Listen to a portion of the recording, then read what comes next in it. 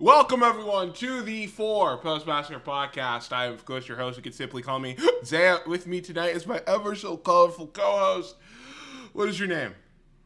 Gummy bears bouncing here and there and everywhere. There were gummy bears used in a wrestling match. Wasn't in the show that we are supposed to allude to. You know what would have made that show better? Gummy bears. You know what would have made Brock Lesnar and Goldberg better? Gummy bears. I doubt it. Yeah, I bet you, it would have been something interesting. It's the end of the line as the Reign of Terror comes to an end of our August arc storyline, which somehow also turned into a Brock Lesnar storyline arc. Sadly. But it was 2002 to 2004. Those are like literally the only times he's. So what are the odds? He came back into our lives, and also we had to talk about it again. But it's your boys. Special tag team edition nickname. It's your boys, Grass and Cade, and Mark Gin Drag, because like a drag of a cigarette. And then grass like weed. Yeah, I'll be completely honest. I didn't know where you were going with that the last time around, but all right. I can't believe it's the greatest team you never remembered. And I'm not going to remember that name by the end of this show. But you're going to remember them. No, I'm not. Yeah. But someone you probably do remember and is making his return back for let's see. Where are you? Fourth official time for the 2025 season. It is none other than Mr. Hit Kid Worldwide. I was on pay-per-view a lot this week. You were? I was on camera a lot this week. You very much literally see you. Yeah. I know because someone called me out to me on the camera. Multiple times in the show where they zoom in and all you can see. If you know how Hit Kid looks, then you know. I just remember Sean watching it, asking me if I noticed. And I was like, I haven't seen it yet. But then there's it's when Swerve and Okada, and they did a zoom in on Swerve's face, and then all of a sudden you're right next to his head, and I'm like, huh. Took me out of the match for a minute. Oh shit. Yeah, so Hit Kid here. We are running half an hour late. Thank you, Mr. Hungover Sahaya Morgan. Okay. You legitimately sound like you've been on a hangover. Look, isn't that just? I would have been hungover despite the fact me being. I'm the guy who's travelled back from London running off 5 hours sleep. You would have either. What's your excuse? Here's the extreme truth about this. Either you would have gotten hungover but somewhat rested, Z, by the time I got in here, or completely off of his rocker, having slept until like fucking yesterday. Zay, that's your fault. Had done the fucking podcast, so that's your fault. Be glad it's just hungover, Z, and not me being like half. And I repeat, that's your fault. That's your fault. Shaking my head. Anyway, we've got shit to do tonight. We've got pay-per-views to review, retros to go over, but we have a good bit of news to get into. We got the Four Post segment as always. WWE, Indie, and then Japan. AEW stuff usually gets saved for the pay-per-view reviews. Adam, do we need to carry this zombie who's doing the show? Oh, he's doing a bit now. He's doing it on purpose. I know what he's doing. Retro review will be. He'll get alive. Don't worry. WWE Wrestlemania 20. I would have gotten through that faster if I wasn't fucking interrupted. And then in the main event, because we just don't have enough time to do a game tonight, it will be the pay-per-view AEW and New Japan Forbidden Door 2025 in the O2 Arena. But that all comes later. Let's get right into it. Four Post Massacre segment. WWE had a show, specifically NXT, this week, I believe. Did you watch it? I've seen the last 3 matches. But I know about everything before that. Straight off, it was Heatwave. They were in Lowell, Massachusetts, Zahia. Boo. And guess what happened in Lowell? 2 title changes. As normal, titles change always in Lowell. Why? This place sucks. Okay, you might have an issue with Lowell itself, but the venue they were at was really cool looking. I'm just into all of these like cool like. Ain't that the usual venue though? Yeah, but I don't think they've ever run like it's all those like house shows that they've done. I think this is the first time they're doing something produced. I like all these like cool opera auditorium type venues that we've been getting lately between NXT and AEW. So that was right off the bat a good thing. I always like a cool aesthetic.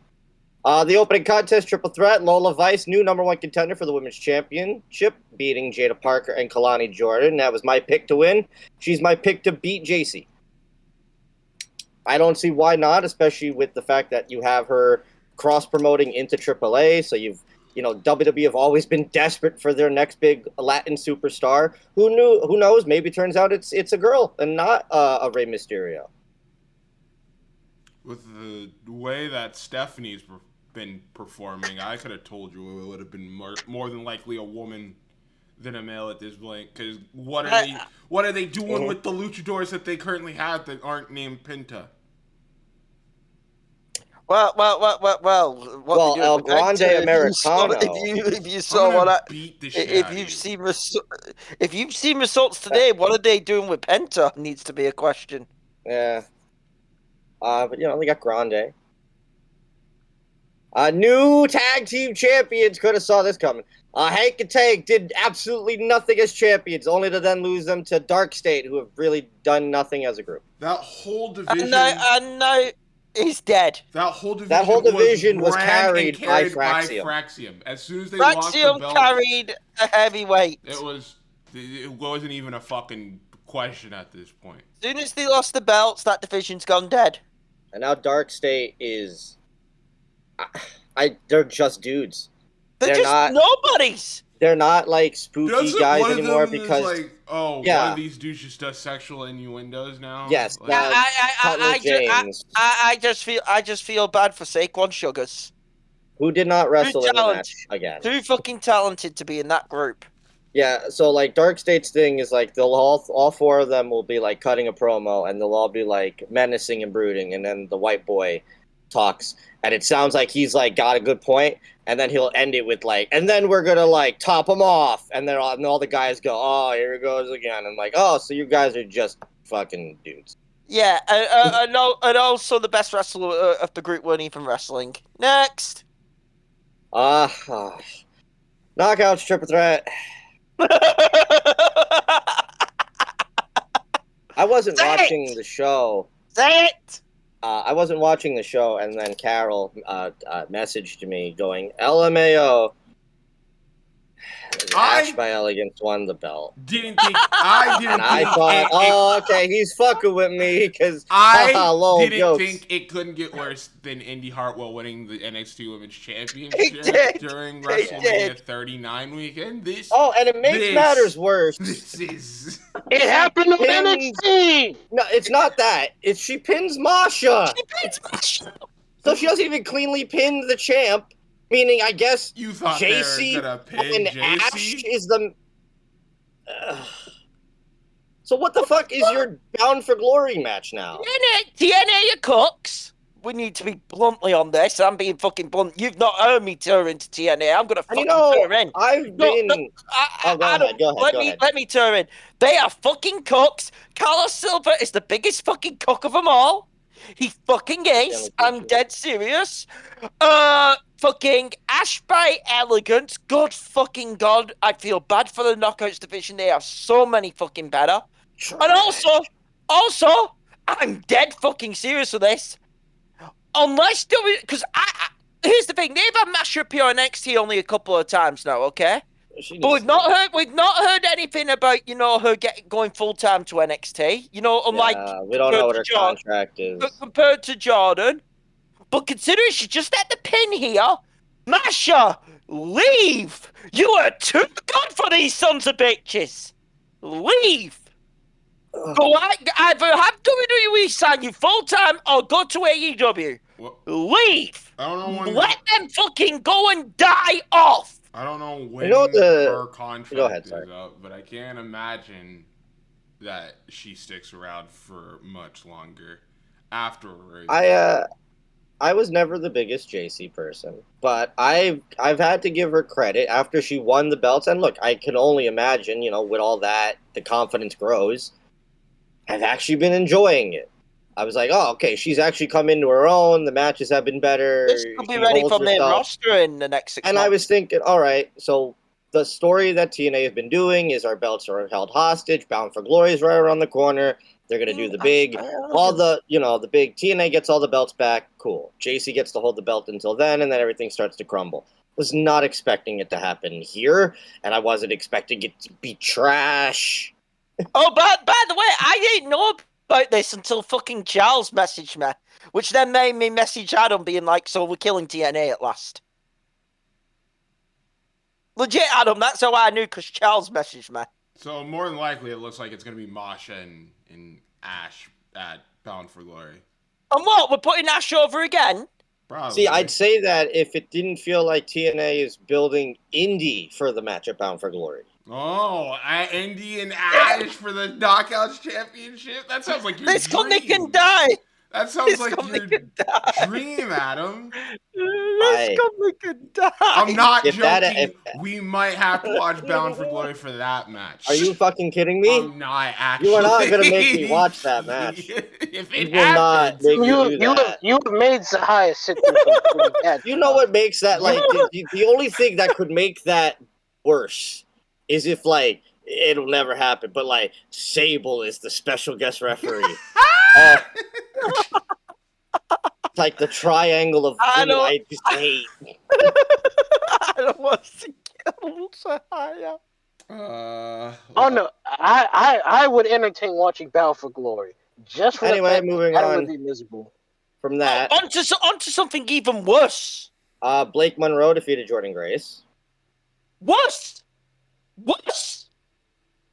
I'm sorry. I get Blake can't lose. Let me be clear. No. That ain't the fucking problem here. Her character is so forced in NXT. Yeah, that's my biggest issue with Blake. I was talking about this last night when we were watching it. It's screaming in his mic's fucking up. Sorry, I know I'm screaming. I hate the Blake Monroe character in NXT. Yeah, I despise it. They're trying so hard to keep what AEW had instead of just letting her do her own thing. Yes. But then in my head, I go, the issue with her doing her own thing is that someone's already got that gimmick, and that's Tiffany. Here's my deal, okay? I don't know what you do with Mariah to make her not just the Toni Storm wannabe again. And they tried doing that with Jordan, and I think they rushed that shit in like a month and a half. And that failed. The match I thought was solid, but it's just I can't get into this character. The match was solid, but the Blake Monroe character is dead on the... Here's what I hate about it, okay? I hate the entrance graphic. I actually love the theme song. I think the theme song's a bop. I'm not going to kid you. It's one of the better WWE, I believe it's fucking shitty... brand, you know what I'm on about. Yeah, definitely. The theme's actually a bop. The entrance presentation with the mirror and all that, I like that. I fucking hate the Sparkles AI generated, Windows Movie Maker generated shit. It's overdoing it. It's overdoing it. You don't need to do that. But all I'm asking for is where the fuck's her edge? Well, the issue is her edge was a little bit too. No, I get that, but can you not do something to show a bit more of her sadism instead of this false shit? I'm just wondering where, like, you go next, because, like, JC's a heel, so you ain't gonna have Blake. Yeah, where the fuck are we taking her character next? Seriously. Unless she's going after Soul, but I feel like that's Zarya's territory. And also, why is the woman you're expected to challenge for the NXT Women's title going after the North American title? May that make sense? Because we got the better option in Lola Vice. Yeah. Well, we're on to the main now, aren't we? Semi-main. Mixed tag match. Chelsea and Ethan, the Canadian heroes, defeated the American heroes of Tavion Heights and Tyra May Steele. Lowell hates America. That's what I got out of this. Yeah, no, this match was 100. Well, not exactly. So, Ethan Page, they hate Ethan Page. He's doing his best heel work right now. He's got to give his flowers for that. But Chelsea is Chelsea, and everybody loved Chelsea. Do you think anybody was going to fucking boo Chelsea, who is probably like the most charismatic person on that roster, over a woman whose gimmick is, oh, I have an Olympic gold medal? Yeah, Tyra is not, in my mind, it's she needs to go to Evolve. She needs she never should have a personality. She needs the personality. Yeah, she needs a person. Here's the truth: she never should the have other side. Because go ahead. Yeah, she never should have won LFG season 1. I'm dead serious on that. I'm not gonna say. For me, she shouldn't. I agree with who won it on the men's side. I'm not even arguing that, okay? No, I don't really fuck with Jasper. No, Jasper, he was the best one on it. I don't really fuck with any of them. Can I be clear, Adam? All right. But the truth is, he was the best one on it. On the women's side, the problem with Tyra is, as you just stated and Sahaya just stated, she has wrestling, yes. That's it. Well, that's what they're trying to capitalize, is that, she's the Olympic gold medalist. We can capitalize on that. Yeah, well, Kurt Angle also had personality. You know, Chad Gable has personality. And even her tag partner, I think Tavion's really great. Fucking good. And he's got personality. And I think Tyra, they're like, we gotta make this work. Don't force it and then be like, I guess it's not working, because you're the problem if it ends up happening. She needs to go to Evolve, figure out a character, and then come back. Because I think everything in the ring is solid. It needs a little bit more polishing. But don't just, she's the Olympic now girl, and she's got the gold medal. I was like, that's not going to work. And then also, it's not good for her when she's in there with, like, being in there with Chelsea is good because Chelsea's going to make her look good. But she's Chelsea, and no matter who's in there, she's going to be the more over person. So, I don't know. You kind of double-edged sword with Chelsea Green. And then the main event, before that, Ava announced that the Speed titles, both men and women's, are now exclusive to NXT. Who is the men's champion? I believe it's El Grande Americano, the Chad Gable version. So, we don't know anything about the men's belt yet, but for the women's belt, a tournament is starting, which I think is a pretty cool concept, as it will feature one representative from Raw, SmackDown, TNA, and AAA, all competing for a shot at the Speed Championship. Get ready to see Indy Hartwell back on NXT. Why you gotta ruin the good stuff? And then the main event, Oba and Javon had a killer match. But Obafemi, after literally murdering Javon, beats Javon. I don't know what we're doing. I have a major problem with this. I thought this would have been the perfect time. I thought this was the time to do the switch. I thought this was the perfect time to do the switch. I have a bigger problem with who came out to confront Oba. Yes, after the match, it looks like we have our next planned feud for Oba, and the man who I think is probably going to beat him in Ricky. Wrong. Should have been Javon. No disrespect to Starks, but I'm going to have a go here. You split matches with Jasper Troy. That's what... and also, your last title feud, you lost clean to you lost that title feud, the majority of it, to Ethan Page, okay, over the North American title. Why the fuck should we believe you have any fucking chance against Obafemi? Not to mention, you had Oba. You had Oba literally yeet Havon through a table, which is one of the best spots I've seen. Yeah. But and yet we have to believe you're going to beat Oba? Get the fuck out. They haven't done I don't know what's going on with Ricky. What's going on with Ricky is in my opinion, he's been booked to shit in NXT. They signed him specifically to get back at Tony Khan. That was the basic gist of it. They didn't have a plan, which is why they gave him the title so very soon and didn't have a storyline or any person lined up besides Ethan Page afterwards. So they have been consistently waiting and passing by and skating by the fact that he is a former AEW dude to make him seem important, even though they have put none of the work, none of the effort, none of the time to make him seem important on their TV show. But now he's in the main event, especially when a guy like Javon Evans, who has been working, who has been getting over, who has been doing all this stuff on TV, gets pushed to the side so that we can make it seem like we actually give a fuck about Ricky Starks as a character. It'd be trash if Ricky wins. I'm sorry, it would be. And here's the thing. Listen. We all had our arguments on Ricky Starks. You've probably seen me and Sean go back and forth on socials on it, okay? I was never too... I said, and I've said this on the pod before, when Ricky Starks went to the Fed, because it was during the time he was, being frozen out, which wasn't right, I said when he goes to WWE, his limit is NXT champion or main roster US IC champion, okay? Right now, does he realistically should have a shot at the NXT title? No. Because he's been booked to shit. You've got Javon, though, who's fucking put in the grind, if I'm allowed to say it. And you don't crown him because you know me want to crown Starks instead. That's a joke. That is shitty booking. Is it because a lot of these people are still Fed-pilled? But that was Heatwave, and go ahead. No, I just said you just can't expect things to change. That was Heatwave. This upcoming weekend, there's the Clash in Paris. The Clash in the Mid. There's 5 matches announced. I think there's a 6th one probably going to be announced. I think they said on SmackDown, which is, I think, a U.S. title match.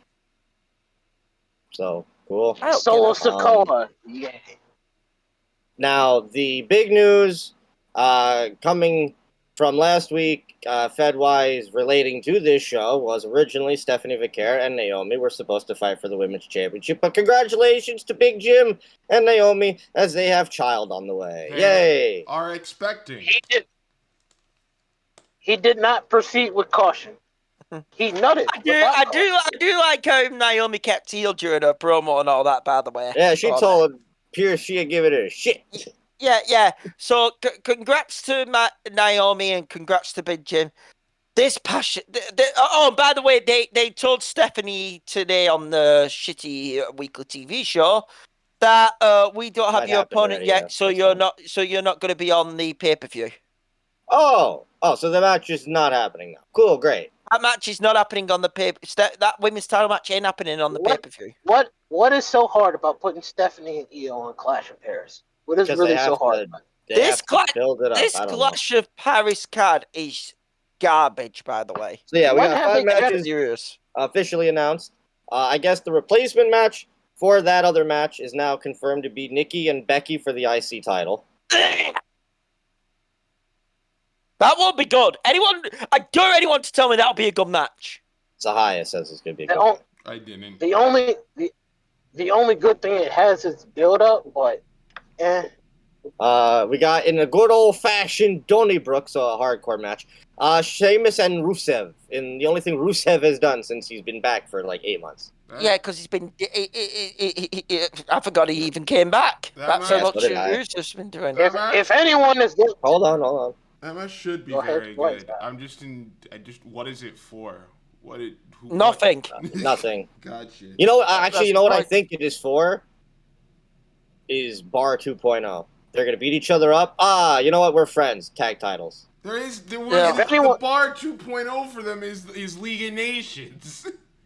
Yeah, League of Nations reunion. Oh. They were already in a group to get there. Well, Yeah. well, forget that happened. They're just gonna be the Bang Bros. If anyone's been stagnating more than freaking Ricky Saints, it's been Miro. No, there's one worse. There's one worse after this week. That's Alistair Black. At least Ricky's had different opponents. Alistair Black. The same people. Alistair Black. I counter with that. Even he's fought different people at this point. Bro, they fucked over Alistair with this R-Truth bullshit. No, come on, bro. No, isn't he feuding with Damian Priest right now? Yes. That's not bad. Truth and Priest. It's going nowhere, Adam. It's going nowhere. I don't know watch it, but I like Priest is a big name. Again, it's still better than doing the same thing for like the past 5 weeks since you first came back. Okay, the other matches on this clash of mid shit, and I really mean that. John Cena and Logan Paul. Why? Yuck. 10 more appearances, by the way. Yes, and one of them is on Logan Paul. We know to confirm to them is him fighting Logan Paul, and the other one is fucking Brock Lesnar. Triple H deserves to be ostracized for the rest of his life for the way that he handled this fucking run of Cena's. Triple H and Ghetto are in a close race for worst booker of the year. I'm not kidding on that. Also, Triple H has a lot of nerve to try to put that on Cena when most people understood that wasn't the case. At the very least, for Gato, because I'm not at no way am I in good graces with Gato at this moment in time. But at least he is letting Tana go out as Tanahashi. He is still the ace. He's still letting the people go out there and cheer for him. And isn't Tana allowed to pick who he wants to? Yes. Or at least not all of them, but he's gotten... All I'm going to say is this. We should be getting... Because it's usually around this time, late summer, early fall, we get a release week from WWE. Here was the thing. It felt like we were doing... We were starting off, because we got Orton, okay, we got Punk, that made sense. The R-Truth thing, I know people had it was on Saturday night's main event. There's been story. I get it. But now it's just Logan Paul, make a tag match for some reason. Fucking Brock. By the way, this card gets worse. Yeah, we have Tribal Chief versus Tribal Thief, ownership of the Shula Fala, Roman Reigns and Bronson Reed. I like Bronson. This will probably be a decent match, and I like Bronson Reed. But this ain't the match we want to see with Roman against Seth Rollins' group. Yeah, they know. We want to see Roman. We gotta save that. I was about we to gotta say, save that for Mania. They're aware that this isn't. Yeah. Still but hey, it's a good spot for Bronson. It'll be a decent match. And then Fatal 4-Way for the World Heavyweight Championship. Seth Rollins defends against CM Punk, LA Knight, and Jey Uso. Get ready for a million interferences and all that. Why Jey Uso here? Why not Roman here? It's just me, Oos. Get ready for Braun to be a menace. Get ready for... Are you asking for Jey Uso against Bronson Reed? Because that's what you'd be getting. No, I would want Jey Uso against Braun Breaker and Braun Spear. This is probably where the Spear is really like it. I don't know who the fuck it's going to be. This is probably where they reveal the fourth man of Rollins' group to set up War Games. Because remember, they have War Games in a month. Look, I've been pushing for who I think should really be joining this group, but there's no chance that's happening anytime soon now, and that's been Ethan Page. So I don't know who they get. Because apparently CW love Ethan Page, so I don't think that dude leaving NXT anytime soon. But pretty much, this is, that type of deal. And how do we feel about Sammy? Now he's on SmackDown, so goodbye. Either he's winning the Rumble, or that man's never tasting world title. And that man's having a deal with the MF. Yes, I think the plan is for him and Solo at this pay-per-view. The other match which ain't confirmed but is happening is Drew Cody. Drew and Cody, yes. Which, that should be fine, but, poor Drew. should be. Well, if you've been looking at the crowd reactions, I think Cody's going to get the shit booed out of him at Paris. Oh well, Charles is saying it's not happening at Paris. Oh well, there you go. But that's the Fed. Garbage card. All right. It is. Ty, what's going on in Japan? Fucking Gato fucking me over. Well, I guess before I go over to New Japan, just a quick shout out to Momo Watanabe earlier this week won the 5-star Grand Prix. 5-star Momo! After beating Azumi in the finals to get the victory. This is a very weird one because I believe Momo and Saya, they're still in the same group together, right? Yeah, they're still in hate. So I'm curious on what this means because Saya is currently the holder of the red belt, which is the most prestigious belt in that company. So I don't know if this is going to lead to a Momo like going on her own, or if this is just going to be hate versus hate for the title. This is the Momo face turn not coming. Okay, so I was. Because Saya weren't even in the building when Momo won the thing. And Momo refused help of hate when she finally put Azumi down in the final. So they're going to do the split, and the main event of the big December show is going to be Saya Momo for the red belt. Right, because I do know it's the re-establishing of Momo as Stardom's ace. Right, because I do know that she was a few years ago. That B beat Saya in the tournament, and now B is getting and B's got the next shot. Okay, so yeah, which she'll lose.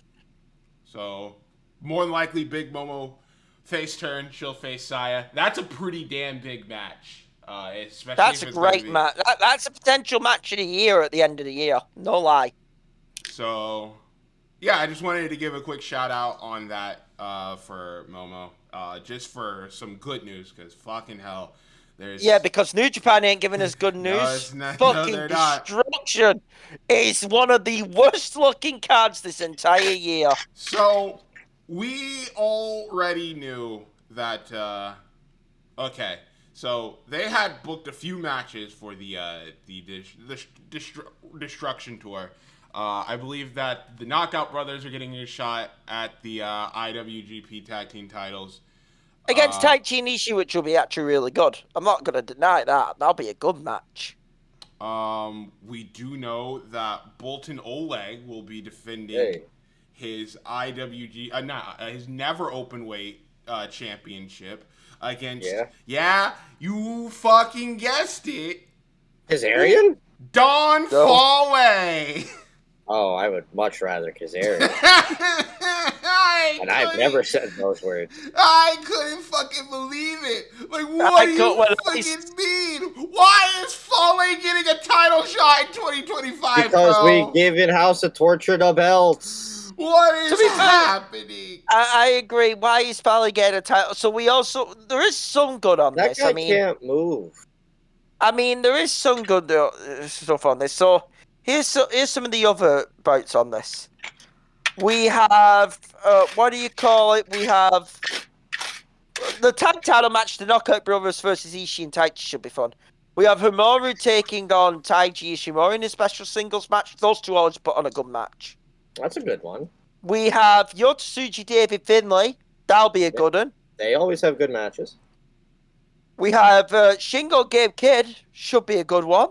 What's wrong with this card so far, people?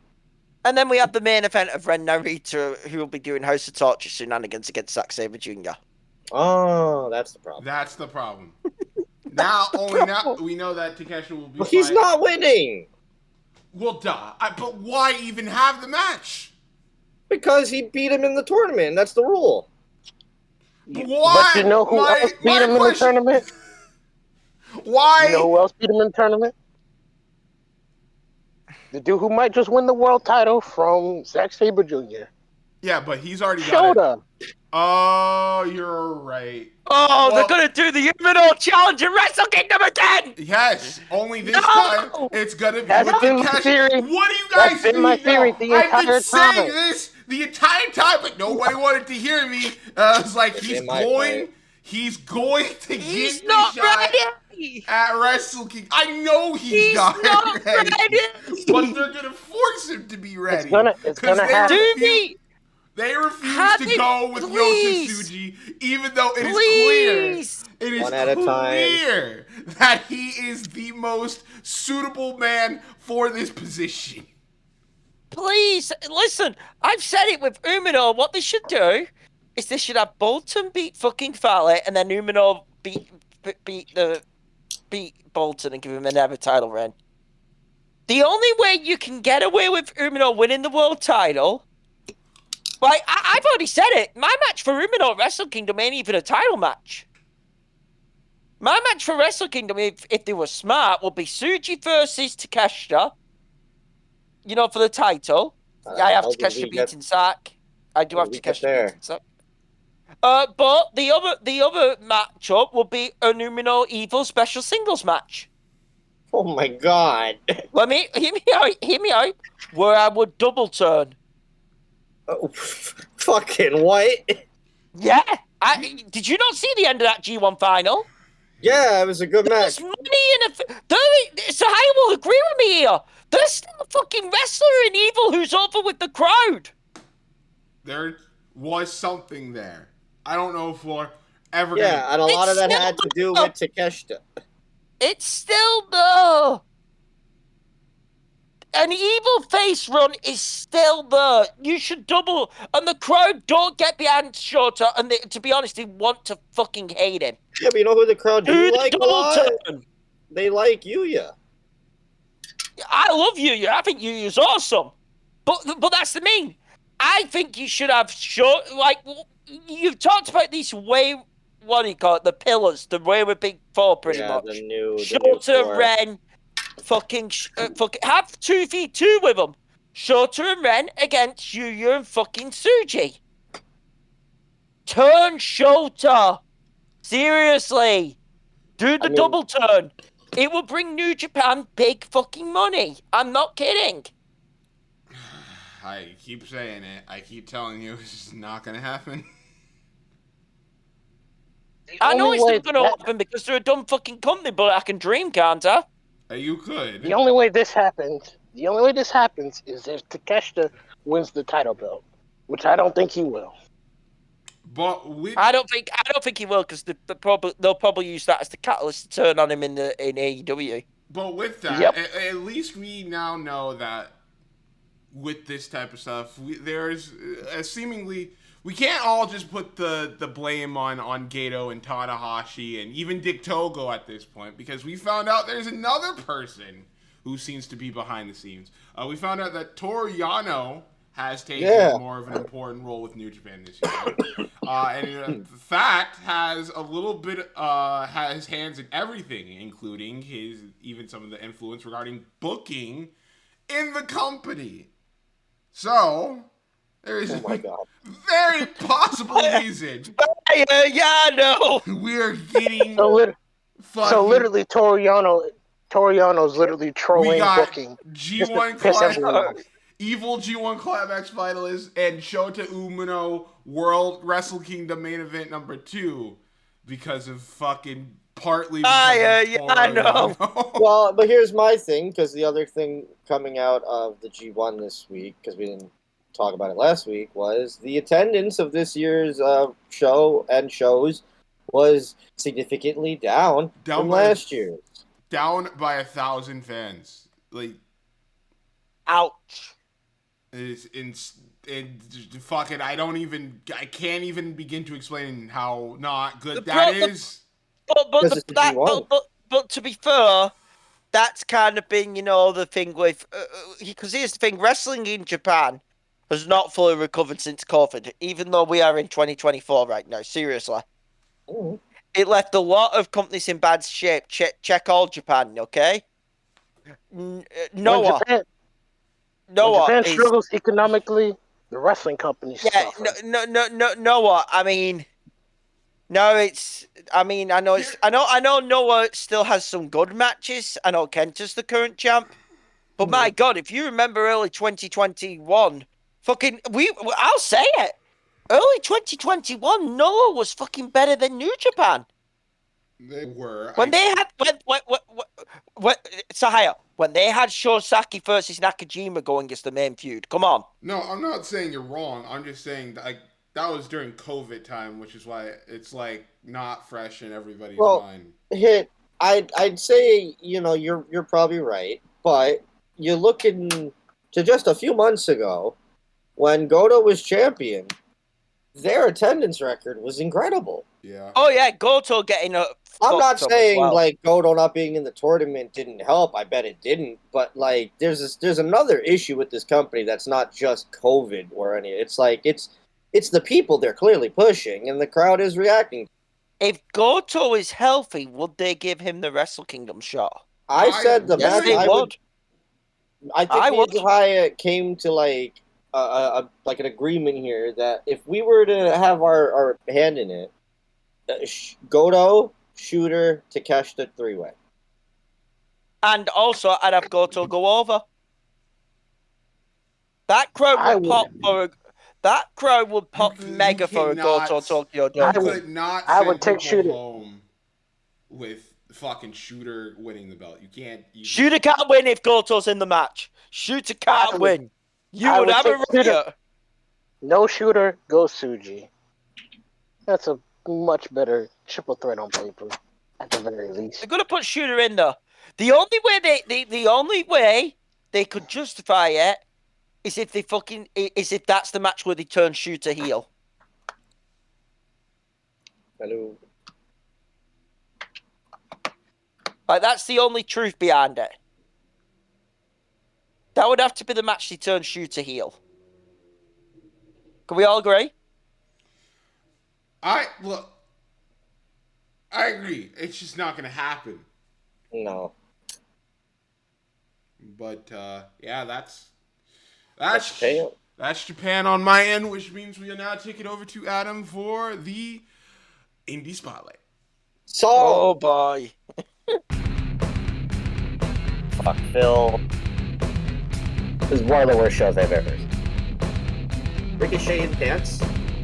As always, support independent pro wrestling is the backbone of our industry. Without them, there is no future. So go out of your way and find your local indie, because you never know, one day that person will be on your TV.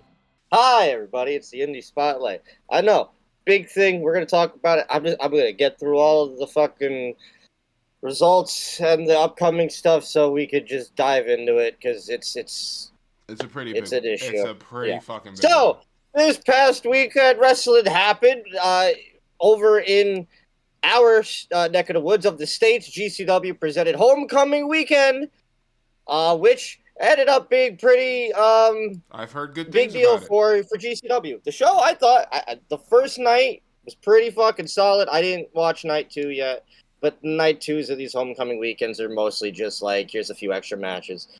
Night 1 started with Shotzi Blackheart defeating Matt Cardona to become the Garage Beer World Champion. Don't ask questions about the title. But as we know, the feud lately has been who is the real king of the indies between Shotzi and Cardona. Shotzi even stole the Internet Championship from Cardona and was defending it, and Cardona went and found, and it was a haunted house stuff. A lot of real fun, like, video work to build up, and then the match itself, Cardona came out in a DeLorean as Marty McFly. It was really sick.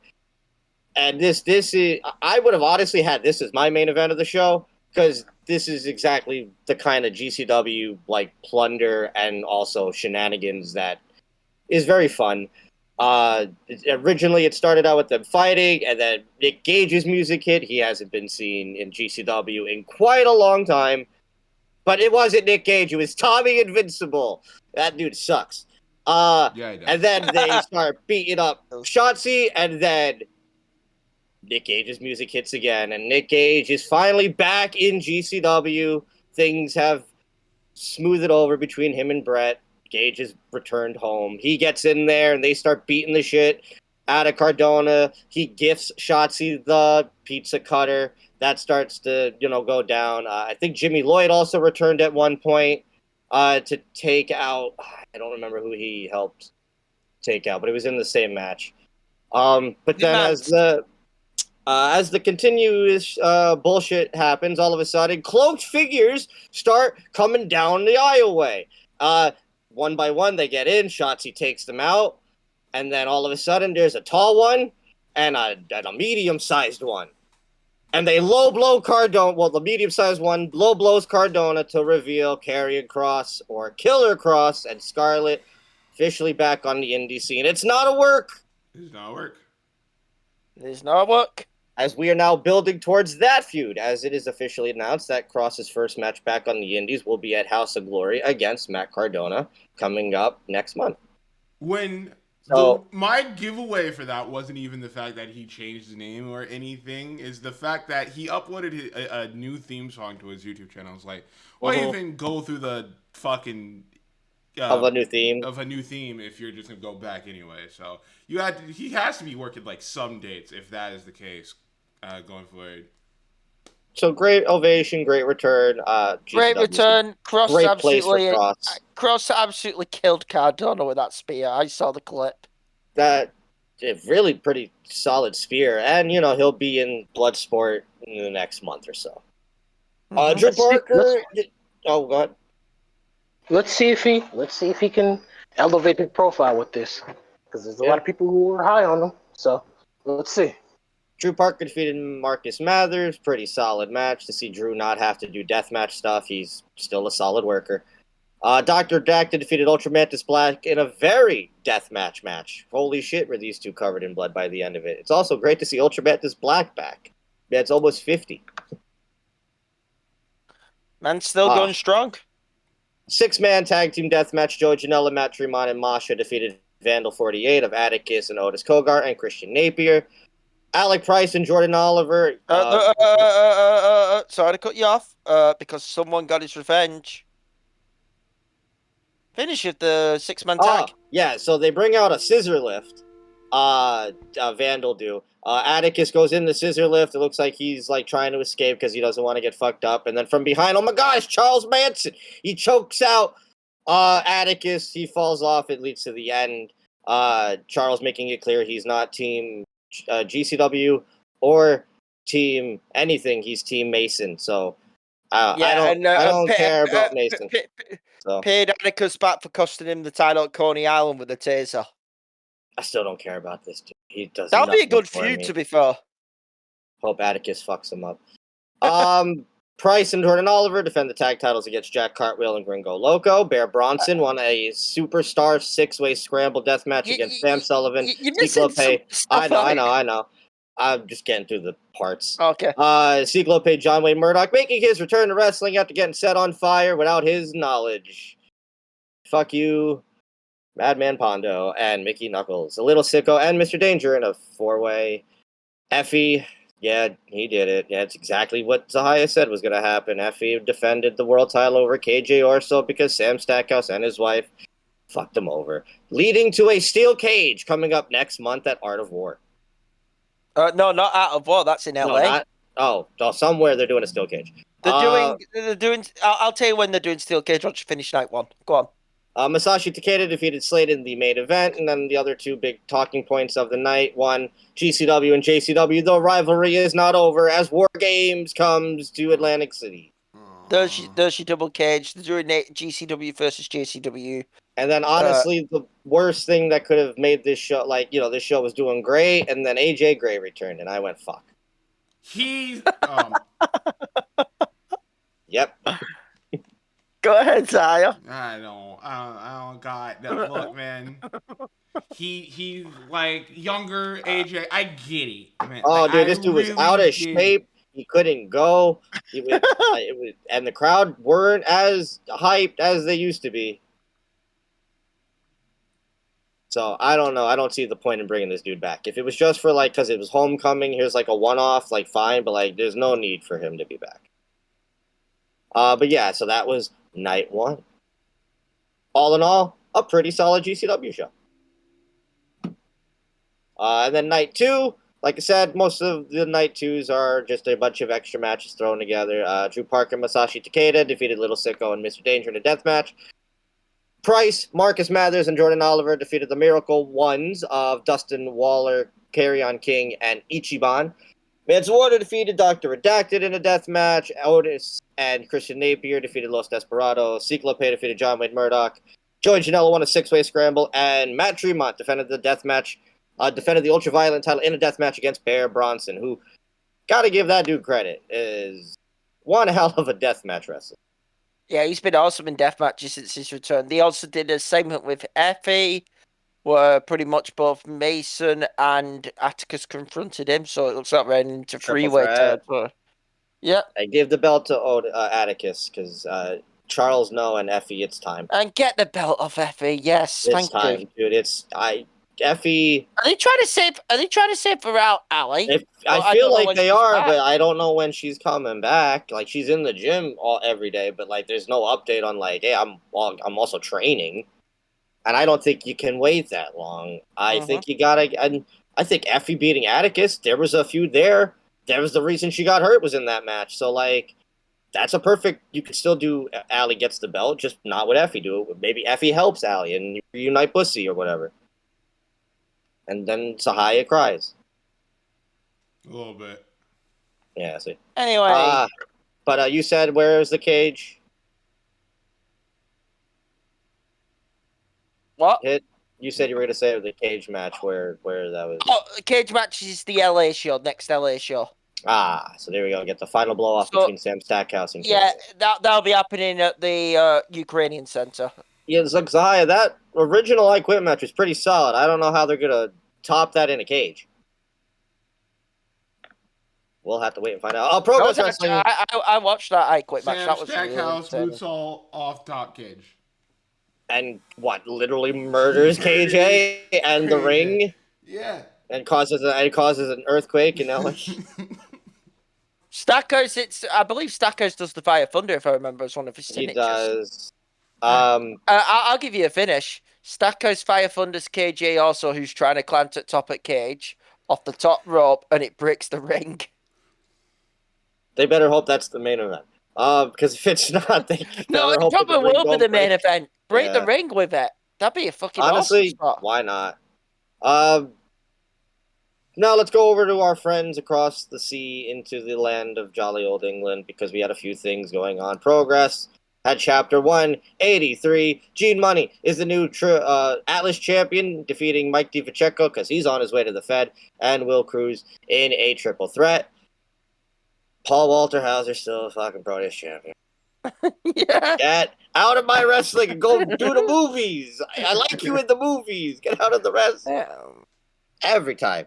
Rio defended the Women's Championship against Kanji. Ricky Knight Jr. defeated Carter Noir. That's a big point because Carter Noir after the match looked like, now what do I do? You'll find out what he ends up doing. Lycos Jim defend the Progress Tag Team Championship against the Sunshine Machine. And in the main event, man, like Derez, is the new Progress Champion, defeated Luke Jacobs in a TLC, and then was attacked afterwards by Cara Noir. The Black Swan has turned heel. Yeah, Cara turned heel. What do you call it? Some of the notes of this card, because I actually caught this card on replay, because I was bored pretty much, okay? Some of the notes were, they set up Nina Sanyo's Kanji lose the least Progress. Yeah, that's truth. I believe Kanji was part of the tryouts. Yeah, the other thing is, they turned, who was it? During the tag title match, you had Connor Mills and Nico Angelo return. But they're called Diamond Eyes, and they attacked Lycos 2 and Sunshine Machine because they're turning original Kid Lycos heel again in Progress. So there's going to be a split between the Lycoses, it seems. Like high. Yeah. And then Eve, we don't talk about Eve, but we'll mention it here. They had a pretty big show. It was Eve versus the World. Rio, number 1 contender for the championship, defeating Lucy Sky. Session Martina and Sky Smithson defeated Manipulation of Vanity and JC Storm. Queen Aminata defeated Anita Vaughn. Nina Samuels won the number 1 contendership Absolute Chaos match for the number 1 contendership for the international title, defeating Bozilla, Billy Starks, Rain Livenquest, and Trisha Dora. Millie McKenzie and Sapphire Reed defeated the Sisters of Sin. And Sisters of Sin went to a 20-minute time limit draw. And they brawled after the match. Nyla Rose is the new Eve champion, defeating Nightshade, special guest referee Aubrey Edwards. And then they turned real heel for attacking Nyla. See, I thought Rio was a part of that tryout too, but I guess maybe she's not going yet. Oh no, she was part of the tryout. There was a lot of them part of the tryout, but they worked both companies. And then Rev Pro, the other big show this past weekend, had their 2-night 13th anniversary show, starting with their Global Wars. Of night 1, Leon Slater defeated Francesco Akira. Persephone defeated Alex Falcon. The Young Guns defended the Tag Team Championships against the grizzled young veterans who made it to Collision. Yay. Chris Ridgway defeated Blue Panther. It's nice to see Chris Ridgway back. Yuya Uemura defeated Connor Mills. Mercedes Moné defeated Emerson Jane to become the new, what is it, Dynasty or Destiny? Discovery Wrestling in Scotland. They're now her 9th title. I get it, but I don't get it. Hey, Discovery Wrestling, those promoters, if you saw the social media, were very happy over it. It's the promoters who's doing it. No, I get it. It's just like no one knows who any of these companies are. Well, it's helping getting them a bigger platform. Athena defeated Mercedes Blaze. There was then aftermath to build up to the Toni Storm match and the Mina match. Tomohiro Ishii defeated Jay Joshua, and in the main event, 10-man tag team match, Hiroshi Tanahashi, Katsuyori Shibata, Michael Oku, Speedball Mike Bailey, and Zazoya defeated Manders, Thomas Shire, Hechicero, Kyle Fletcher, and Robbie X. That is a massive amount of star power. Proper celebration. Night 2, the official 13th anniversary show. Danny Luna Kanji and Mercedes Moné defeated 3 members of the Cutthroat Collective, Alex Windsor, Nina Samuels, and Sapphire Reed. Nino Bryant defended the Cruiserweight Championship against Robbie X. Connor Mills and Jay Joshua won the Great British Tag League Final, defeating Cowboy Way of Manders and Shire. Persephone defeated Emerson Jane. Yuya Uemura defeated JJ Gale, who's coming to Jersey in November. I might have to go to that show. I really liked that match that he had with Luke Jacobs.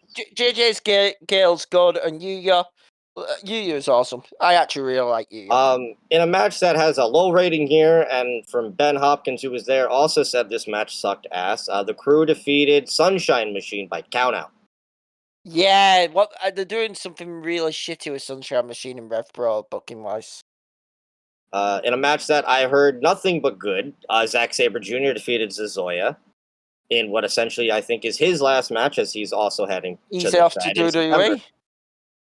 Good luck. Leon Slater defeated Michael Oku, and in the main event, I called it. Shaw Samuels is the new British heavyweight champion, defeated Ricky Knight Jr. Fam, I didn't know he was getting a title shot, nor did I know his career was on the line until you told me about the match last week. Real feel-good moment for the British fans. Because Ricky Knight's over as a heel, if you get one coming from him, Rev Pro. Shav's over as the old-school babyface. He's been over there for a long bit, so, yeah, good for him. Yeah, congrats to Shah. Crowd pop for it. So those were... Don't go after chicken. Wonderful. That's great, actually. That's a great way to transition. I don't even... That's usually... I'll wait for him. So that was last week, and surprisingly, and this is going to shock me because it shocked you as it shocked me, 2 shows this upcoming weekend. That's it. That's all I got. Oh, yeah? Which is always nice. Beyond Wrestling have their big Americanrana 2025 event. This is Beyond's like a WrestleMania event of the season. Chris Statlander will be in attendance, taking on Liviana. Angel Ortiz, who I thought was dead. Guess he can still wrestle somewhere. Is versing Brett Ryan Goslin. Timothy Thatcher takes on Fancy Ryan Clancy. Cruel and Shotzi Blackheart team up to take on Bear Bronson and Gabby Forza. Swipe Right defend the Wrestle Open Tag Team Championships against the Shooter Brothers. Bryce Donovan defends the Wrestle Open title against Bobby Orlando. And Marcus Mathers defends the undisputed IWTV Independent Heavyweight Championship against Matt Cardona. Gotta be honest, that is a company which fell off a cliff Beyond. They had a few. COVID really affected Beyond. I used to watch Beyond religiously. Yeah, COVID wrecked them. And then fucking the other thing I've got to be honest here. That card, some good on it, but there's some which I'm just like, no, thank you. Can't be bothered with. And then Ring of Honor. Have Death Before Dishonor. As of right now, only 4 matches are announced for the show. It's probably going to end up being a good show. That's what these ROH pay-per-views turn out to be. Lee Moriarty defends the ROH Pure title against Jula? I think I'm saying that wrong. The guy, the CMML luchador who lasted the Proving Ground Challenge. I've seen him in 2 matches, one at that Action Dean show and one in Ring of Honor. I like Lucha. Match will probably be solid. Athena defends the women's world title against current interim women's TV champion Mina Shirakawa. I don't know. I believe has an injury going into that match. So broken hand. I don't understand. Broken hand. It's a revenge thing for Mina. In a fight without honor. Oh God. QT Marshall takes on Paul Walter Hauser.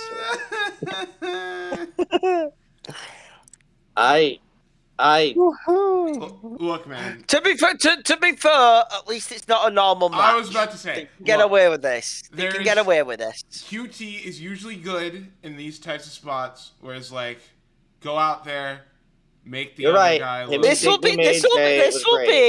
will be a lot more entertaining than it should be. I have trust in QT in this position. He and Big Boom AJ was awesome. So, if anybody can make me enjoy this dude in the ring, because again, I like him as an actor. I will never discredit somebody who's actually giving it their all. He just sucks. This will probably be better than you expect. I'm not even kidding. I will watch it, and I will give my honest opinion on it next week. But it's something I know for a damn well won't suck. Hechicero and Bandito for the world title. Holy shit. That's going to roll, and I will be watching that. Here's a question for you guys. With everything that happened this past weekend, with Bandito, spoiler, now the new tag team champion, and the fact that we are looking at the next giant group to take over AEW in this Don Callis family, are we giving Hechicero the ROH world title? There's potential. I like Hechicero. You're right about Bandito just winning the tag team titles, but I don't think he's winning at Death Before Dishonor. I think Don Callis' family will get involved in this classic match. I think Brody will be there for the counter, and I think he'll just hold on. I am going to put my money on Hechicero. I think I think we are making this Don Callis family feel like the most dominant group. And what better way to do it than to have the IWGP World Champion, because I think Takeshita is winning it, the ROH World Champion, Okada's in there with the unified title, Fletcher's got the TBS title, and my boy is going to be a world champion. But I don't want to spoil who my boy is yet. But Sahaya knows. I'm aware. Because he got a text message about it. But yeah, that was that. So let's get into it. I'm just gonna ask you to refrain from saying anything. I'm gonna get through the entire situation, and then we can go from there. So this past weekend, I'll only add things if he's like anything that needs to be added throughout. But I've been on top of this one for quite a minute because holy shit. This is outside of wrestling. This is something that needs to be taken care of with strict justice. This past weekend, Knox Pro Wrestling, the company that is founded by Rikishi and Gangrel, I believe, hosted an event. It's Rikishi. It's just Rikishi. Okay, Rikishi, but I believe Rikishi's like sons are the ones, or like somebody else in the family, like runs the like day-to-day operations. Had an event.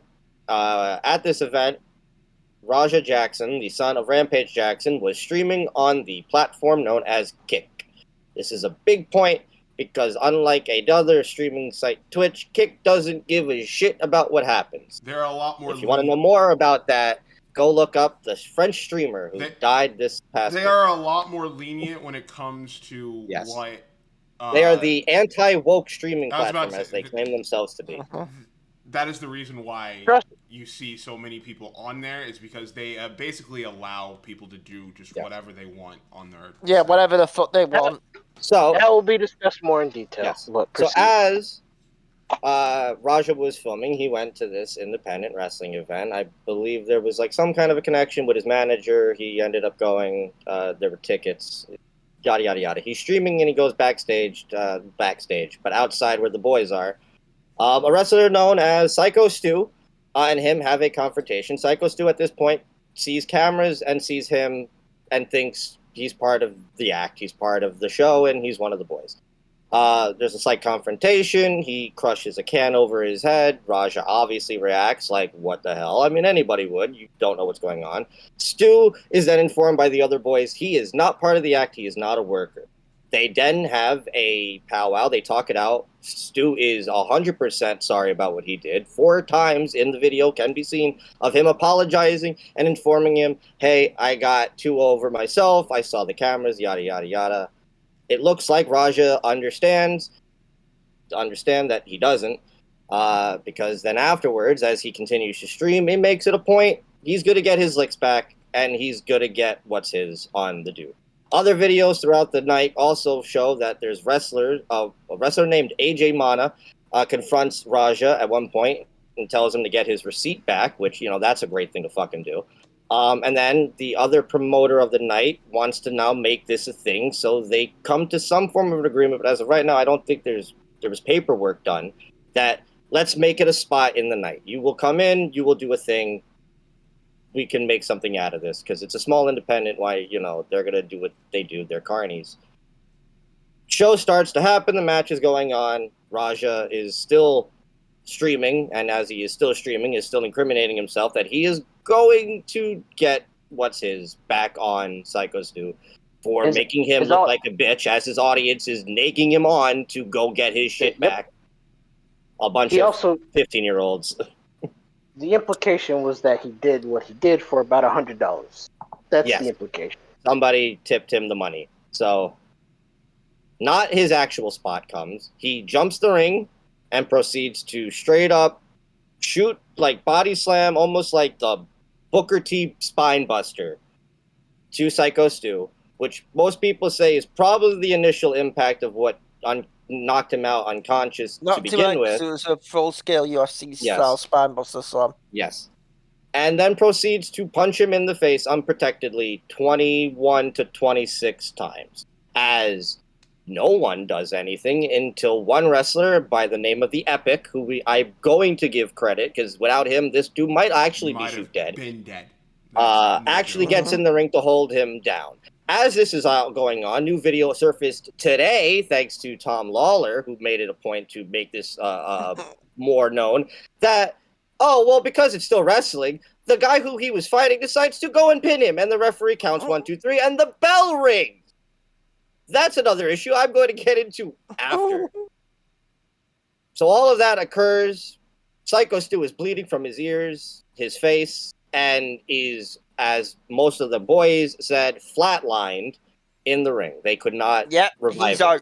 He is then taken to the hospital. As this is going on, Raja leaves, and he is then called at some point by his manager, informing him what happened. Raja's response was, "My bad, I'll call you back later." Hangs up the phone and keeps walking as this dipshit wrestler, looking like fucking Abe Knuckleball Schwartz, tries to start cutting a promo on this dude in the middle of the street.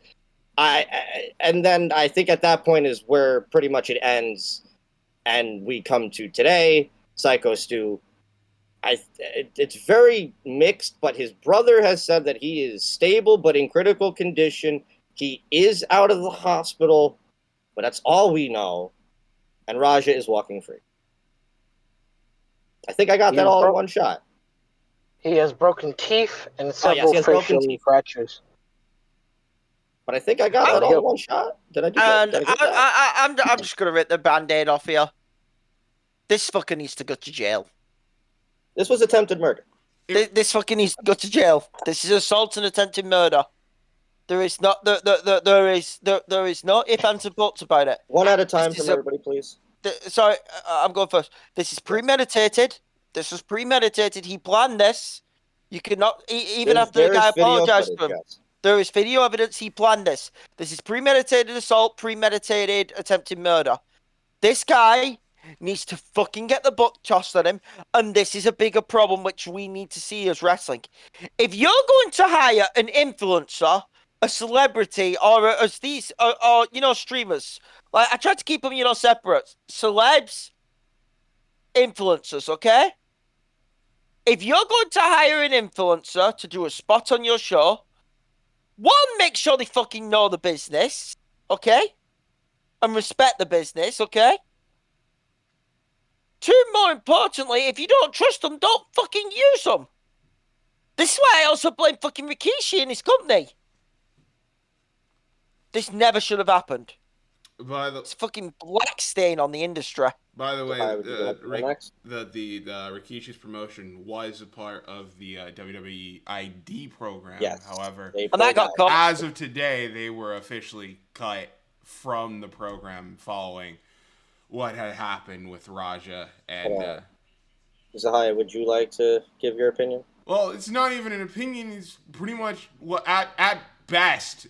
This is a premeditated attempted murder. That's as Hit Kid said. Yes, go ahead. That is the best case scenario. Like, at worst, like, that motherfucker's doing fucking hard time. So, I don't know. I guess that is going to depend a lot on what... I know last night I was talking to the other guys, and Carol tried to bring a point, and I get what he's trying to say. That somebody like Psycho Stu, probably not the richest dude in the world, goes up against Rampage Jackson's kid. Does he want to go through all that legal BS to possibly not even get what he wants? The thing that sucks is that I get that, because that is very much how society is. Well, if this was any other person, that dude's in jail tomorrow. But I get even if that it's not situation. what you don't throw the book at him, you still want to do it because you want to.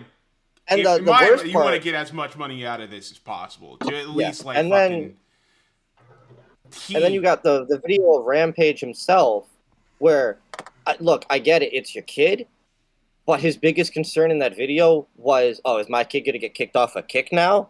And not, I think he just fucked that up. And he's also like, I really hope it's a work, because sometimes these guys, they go a little too crazy. It's like, Rampage, what are you talking about?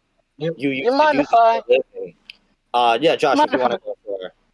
Because there's a few extra bits of context that I kind of kept my eyes on. And then once out of this, I want to go over the wrestlers who tried to get involved and the company itself, because that is another issue all on its own, because holy shit. But go ahead, Josh. So, a common thread that I was noticing throughout the whole thing was Raja, while he was getting egged on by his chat, kept repeating a lot that he doesn't need his dad, he's not a bitch.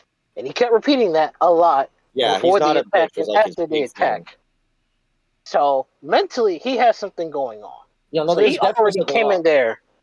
He came in there already with problems. And as someone who deals with problems where sometimes you don't handle situations the best way, and you're prone to anger, sometimes you gotta walk away. But the problem with how Raja handled it is that the dude walked up to him and admitted he wasn't wrong. He shook his hand. And he did so like 4 times. Mm-hmm. He apologized to him profusely. So you took his apology, you accepted it, but you pushed your luck and assaulted him. Well, it doesn't help what are we doing when here? You have another wrestler being like, yeah, you get your receipt. Are you fucking kidding me? And then you also have another problem where Kick is also kind of in the middle of another issue where... Don't bring it all up, but yeah.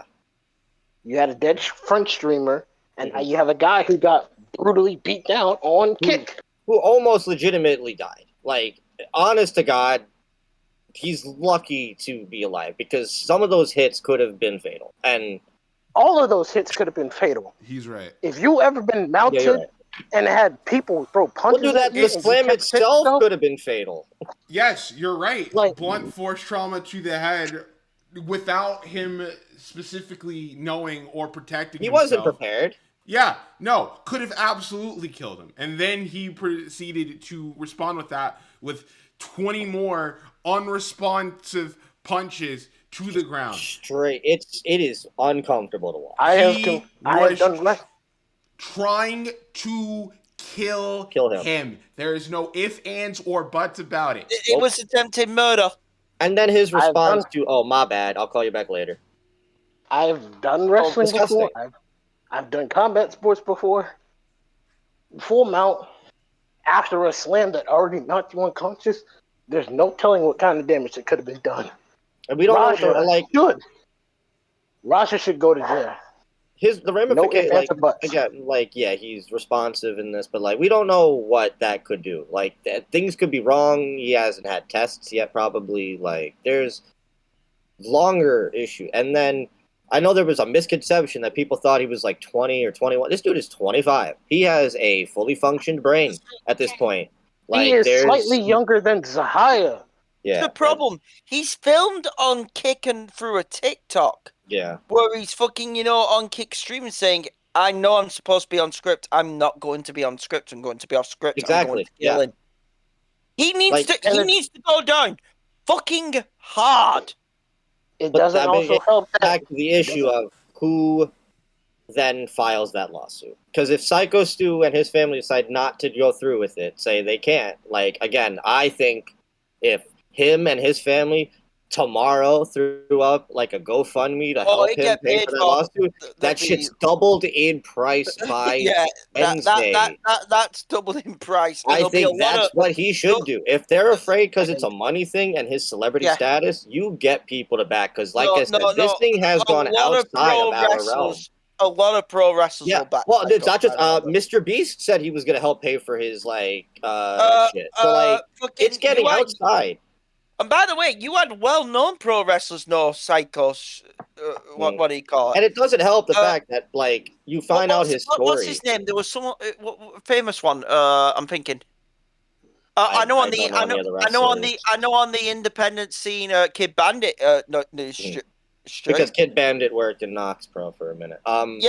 Miro. The other, like I said, it's gone outside of our wrestling spectrum. And then you also it also doesn't help that you find out the dude's backstory and that he found wrestling to help him get past his PTSD because he's an army vet. Great. He's a solid dude and he gets fucked up. And look, I'm not going to stand here and say what he did was right because what he did was dumb. But he admits it. What he did 4 times. But what he did does not deserve his life almost being taken away from him. But that's the thing. He apologized. Yes. And it doesn't help that Rampage also admitted that he would have bailed out his son, which I get as a dad, you probably should. But this is not the case to do so. If somebody did something like that in my family, I'm not getting bailed out. I'm just eating that jail time. It is what it is. He has to Sometimes you gotta let your kids suffer. You gotta let your kids suffer. He needs to deal with accountability front facing. And if he can't deal with the accountability that he put into his own hands by beating that man to near death, then you are only upholding the problems that this will continue to bring up. So you gonna bail out your son, Rampage? Eat a dick. Any last thoughts from anyone? No, I agree with Josh. He needs to. I said it. He needs to eat jail. So, any last thoughts? Everybody involved in this situation over in Knox needs to be fired as well. Because what the actual fuck was any of that? One wrestler, dude, AJ Mana, absolutely. The Epic. Props to him for actually knowing what the fucking situation was. Because the other dipshits in the ring should have. Who's the one guy who's hitting him with a bag? What the fuck are you doing, bro? Fucking unbelievably. And for the one guy to tell, you should get your lick back. Absolutely disgraceful. This entire fucking business is based on trust and understanding. And if you do not have that, you do not have any business being inside of a pro wrestling ring. So if you are out here telling other people, oh, you should get your lick back, fuck you. You have completely disregarded your role as a pro wrestler and as a person who is supposed to be protecting your fellow wrestler as well. And you don't deserve to be in this company. You do not deserve to be in any sort of position that you're in right now. You don't deserve to be in the industry. Not at all. That is disgraceful. That was fucking disgraceful. An easy F you to that company. That referee who just stood there and watched it happen and didn't do a damn thing. That other wrestler who was in the corner who stood there and watched and didn't do a damn thing until the Epic got in there and was like, oh, I guess now I'll get involved. All deserve to be fired. Epic deserves a tryout somewhere. Just fuck. Goddamn. To everyone who stood back and watched it happen, F you. To the to the guy who decided to pin him? Fuck you. Get a dick. Yeah, I bet the Epic.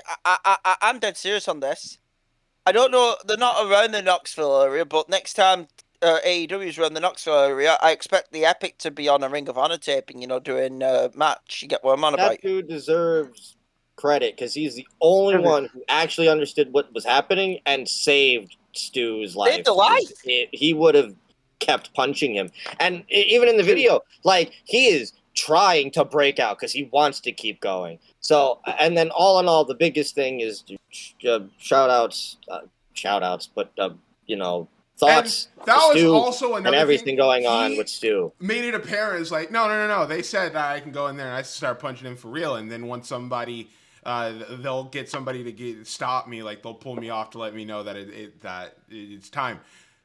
And he goes in there, and at first there's one dude who kind of tries to stop, and he pulls him off. So fuck you for that, because you absolutely had no intention to stop it. Again, this is attempted murder. This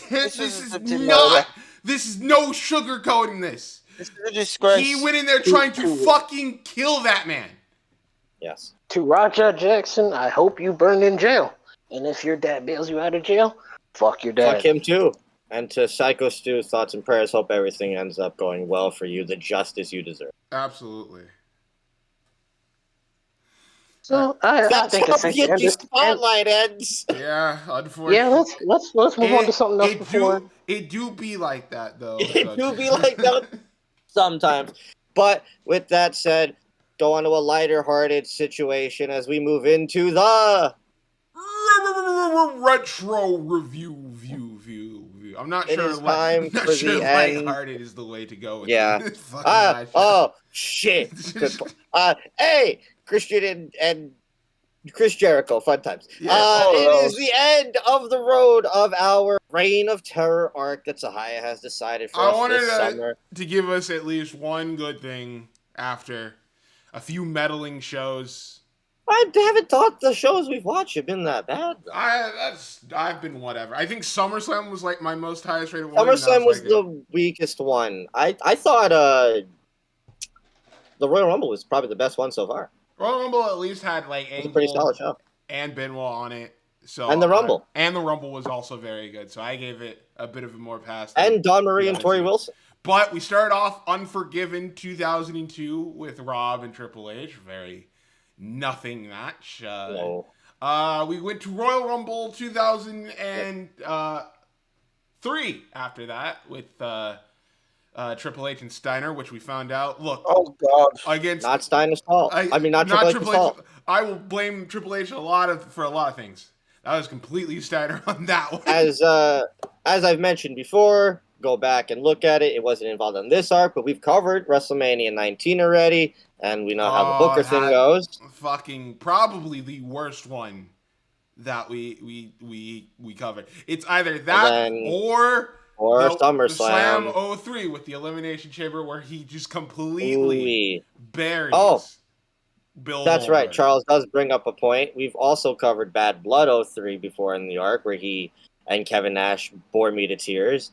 And we've covered Royal Rumble 04 where him and Shawn have the most garbage last man standing match of all time. Suck my dick. But we've made it get to Mania, can things finally recover and fix all of these broken bones that except for Steiner, that we've come along the way? Well, you gotta wait and see. But before that, Hit Kid, as always, you didn't get to pick, but you got to choose. Of the 4 options, why was WrestleMania the one you picked? So pretty much, no, I didn't get to choose. No, this one was lost on me. I didn't get to choose. WrestleMania. This one, because WrestleMania was always going to be the last one. It just so happened. I didn't get to choose. Okay. It just happened to coincide that we were also doing Forbidden Door. All right. Yeah, well, I didn't get to choose on this. Kid, instead of why did you choose?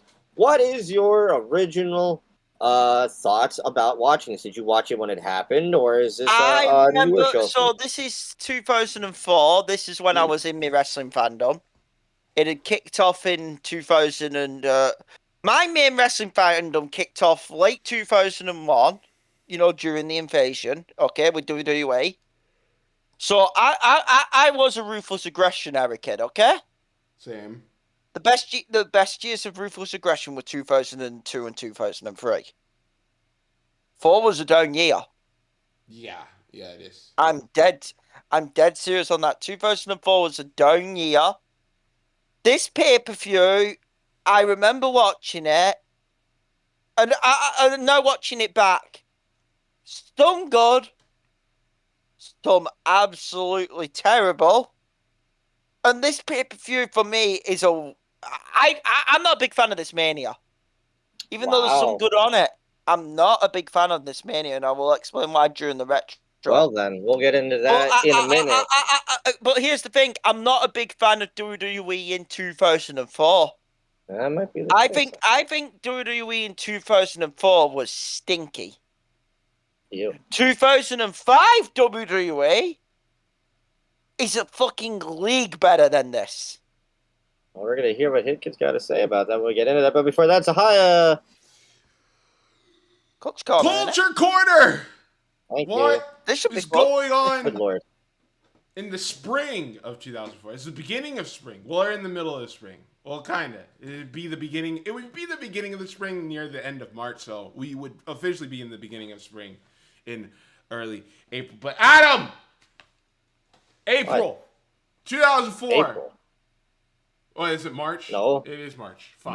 March 2004. What is happening? I was about to say, don't fuck with me and tell me I was right. All right, hold on. Now I got to scroll back up. You scared me. Okay. It's March. We got some stuff. March, like Zaya said, it's almost the spring season, which means it's almost summer blockbuster season, but it's the tail end of the stinky winter season. Again, it's not nowadays where, every month could be who knows what. But we got some stuff. Not a lot of stuff. We got some stuff. How about AG Cody Banks 2? Oh, my. There was a second one? Yeah. Second one? Starsky and Hutch, Owen Wilson, Ben Stiller. I remember that. What film? Yeah. Secret Window with Johnny Depp. Terrible. Next. Twist ending. Eternal Sunshine of the Spotless Mind, phenomenal Jim Carrey dramatic film. Very sad. Good movie. Jersey Girl, directed by Kevin Smith. I like Jersey Girl. Nobody else likes Jersey Girl. The Zack Snyder remake of Dawn of the Dead, which I think is his best movie. I quite enjoy the Dawn of the Dead. And then Scooby-Doo 2 Monsters Unleashed, hell yeah. A film I went watching as a kid.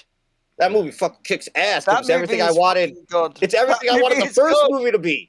That movie's really good. I don't give a shit about Mr. Bean and these creepy dog gremlins. I wanted to see the characters from the TV show. And then Seth Green's in it. Scooby-Doo 2 is really fucking good. I actually Ruben Studdard sings with Scooby-Doo. Yeah, that's a great film. Good fucking movie. You got no opinion on the Scooby-Doo? Wasn't as good as the first one. Fuck you! It's better than the first one. You stupid. Absolutely. You dumb. Yes, it is. What are you talking about? It's got all the characters. We're gonna fight right now. It's got a bigger budget. We're gonna fight right now. Look, damn it! I'll put that on the wheel. I don't even like the first one all that much because of the fucking scrappy subplot in that whole thing is fucking stupid. But like, yeah, it's not fucking no. I'm gonna put that on the wheel. Josh, are you here? Josh, you're up. It's time for the video games. Josh, I know he has to do the video games and the TV. Josh, if you are here, please insult Sahaya more sensitively than I can do. Okay. Oh my god. I'm not even kidding. All right. Oh my. I feel like that's not really. See, I already did that earlier on a recording that we're not going to get, so I'm not going to do it. He deserves it for that take, though. Fuck me. Well, Josh, what's going on in the TV and the video game world? Well, first and foremost, unfortunately, there's not a lot going on with TV, unfortunately. A special fuck you to January 7th and January 11th of 2004. January 7th gave us The Apprentice. Well. And gave us that. And January 11th gave us Drake and Josh. A special fuck you to that too. Well, I like Drake and Josh. I like Drake and Josh. There was some. I know you guys like that show. It's fuck Dan Schneider forever. Yeah, fuck Dan Schneider. I know why y'all like the show. You should know why I hate the show. No, it's not about Dan Schneider. Yeah, you don't have to get into it. I got those jokes for 20 fucking years. I still get the jokes now. Fuck that show. It's now it's Drake and producer Josh. What's in the video games before he kills there was something. Hold on, there's TV on TV. Oh, it's only in April. March. Sorry, only March. It's March. Unfortunately, we are a month away from Danny Phantom, which that'd have been cool. We don't got nothing really special outside of Nickelodeon Splat. The fuck? I don't even remember. And Pimp My Ride from MTV. Oh hell yeah! That's a classic. Too bad that show is fake. It is very fake. Yeah, but you didn't know when you were 10. Yeah, you didn't know when you were a kid. You're yes, right. The fuck I did. I didn't. I want a TV in my trunk. You could play PlayStation in your car? How's that possible? I want to play PlayStation. I could only do that with my PSP. You think Exhibit is coming to some random people's house and pimping their vehicles? Well, I assume that there was like some kind of like mail-in order or something. But yeah, that's all you get from March. That's all you get from March because there really wasn't nothing going on, which is kind of depressing. What about video games? Trying to see if there's anything actually. Oh no. Cool. No, there's nothing cool on TV. Well, then Zahaya, it's music time. Hold on. We're looking at video games. I was looking for extra stuff on TV. There is something for video games. You might not recognize some of these games. All right, but so we have for April. There. I mean March. I keep saying Zahaya, fuck with me. You get Ninja Gaiden. Oh. Hey. The remake? Yes. No, Scooby-Doo Mystery Mayhem. This is Ninja Gaiden 2004. Oh, it's not sick. Scooby-Doo Mystery Mayhem. I'm assuming it's high-end. You get Metal Gear Solid, the Twin Snakes. Ooh, yes. You get Tom Clancy Rainbow Six, number 3. Oh, numbers. I was about to say the first one. You get Unreal Tournament 2004. The hell is that? I'm pretty sure that game has provided a lot of sound bites. Infamous video game sound bites. Oh. Counter-Strike Condition Zero. The first Far Cry. Oh. Final Fantasy 11. Jesus. Oof. Sonic Heroes. Oh, Sonic Heroes. Sonic Heroes. Samurai Jack, The Shadow of a Coup. I bet it's not good. Most tie-in games Kinda mid. Most tie-in games are. And Resident Evil Outbreak. I've heard of it. An underrated game. All right, so there Very were some underrated. decent games there. All right, so games weren't terrible in March. Fuck. Zaya, how's March got it for music? Well, that's a very good question, Adam, because we are now in the start of 2004. So, everything here seems pretty fresh, in my mind at least. So, I need a guess. Who you got? Just to excuse, sorry, just to interrupt. Josh forgot a game. Oh. He said Tom. April? He said Tom Clancy's Rainbow Six. Wrong. It was Splinter Cell Pandora Tomorrow. One of the best fucking stealth games ever. To be fair, how many people are gonna know that compared to Tom Clancy? Which is kind of fucked up for me to say. It was Tom Clancy Splinter Cell, one of the best stealth games ever. Sam Fisher. One of the best games ever. And by the way, I'm looking forward to the Netflix series. All right. Anyway, Zahaya, Zahaya. Go now, Zahaya. I think. All right, so I said last week that I was gonna go with Outcast again. But then you made a point that now we're in 04, so I probably missed that opening. So I'm gonna go with Usher. Okay. Is it too early for I don't know. Is it? Oh, Josh, you want to make a guess here? I'm gonna be a watch Outcast Beyond it this time. I'm gonna be a whore, and I'm gonna stick with Adam. I'll say Usher too. All right. Hey, do you got any guess? Oof. I weren't big into my music in 2004. If you don't have one, that's fine. I just wanted to see. No, I'll go with one. Trying to think. What week are we in? Fuck it. Alter Bridge were around then, weren't they? They were. I'll go with them. Okay. Well, be on it this. Billboard Hot 100, March 27, 2004. Maybe I should have gone Linkin Park, to be fair. That's better shot. At number 10, we got My Immortal by Evanescence. Classic! Got it on my phone. Great song. At number 9, we got Toxic by Britney Spears. That's my favorite. Another classic song. Brief little nugget. That song was made up from a Bollywood movie. Brief little nugget. I have covers of that song to eventually use in video promos.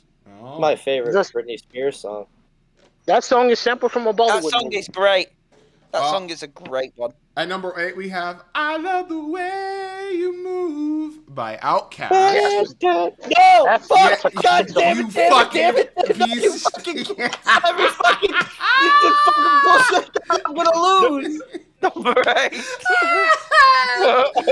Number 7.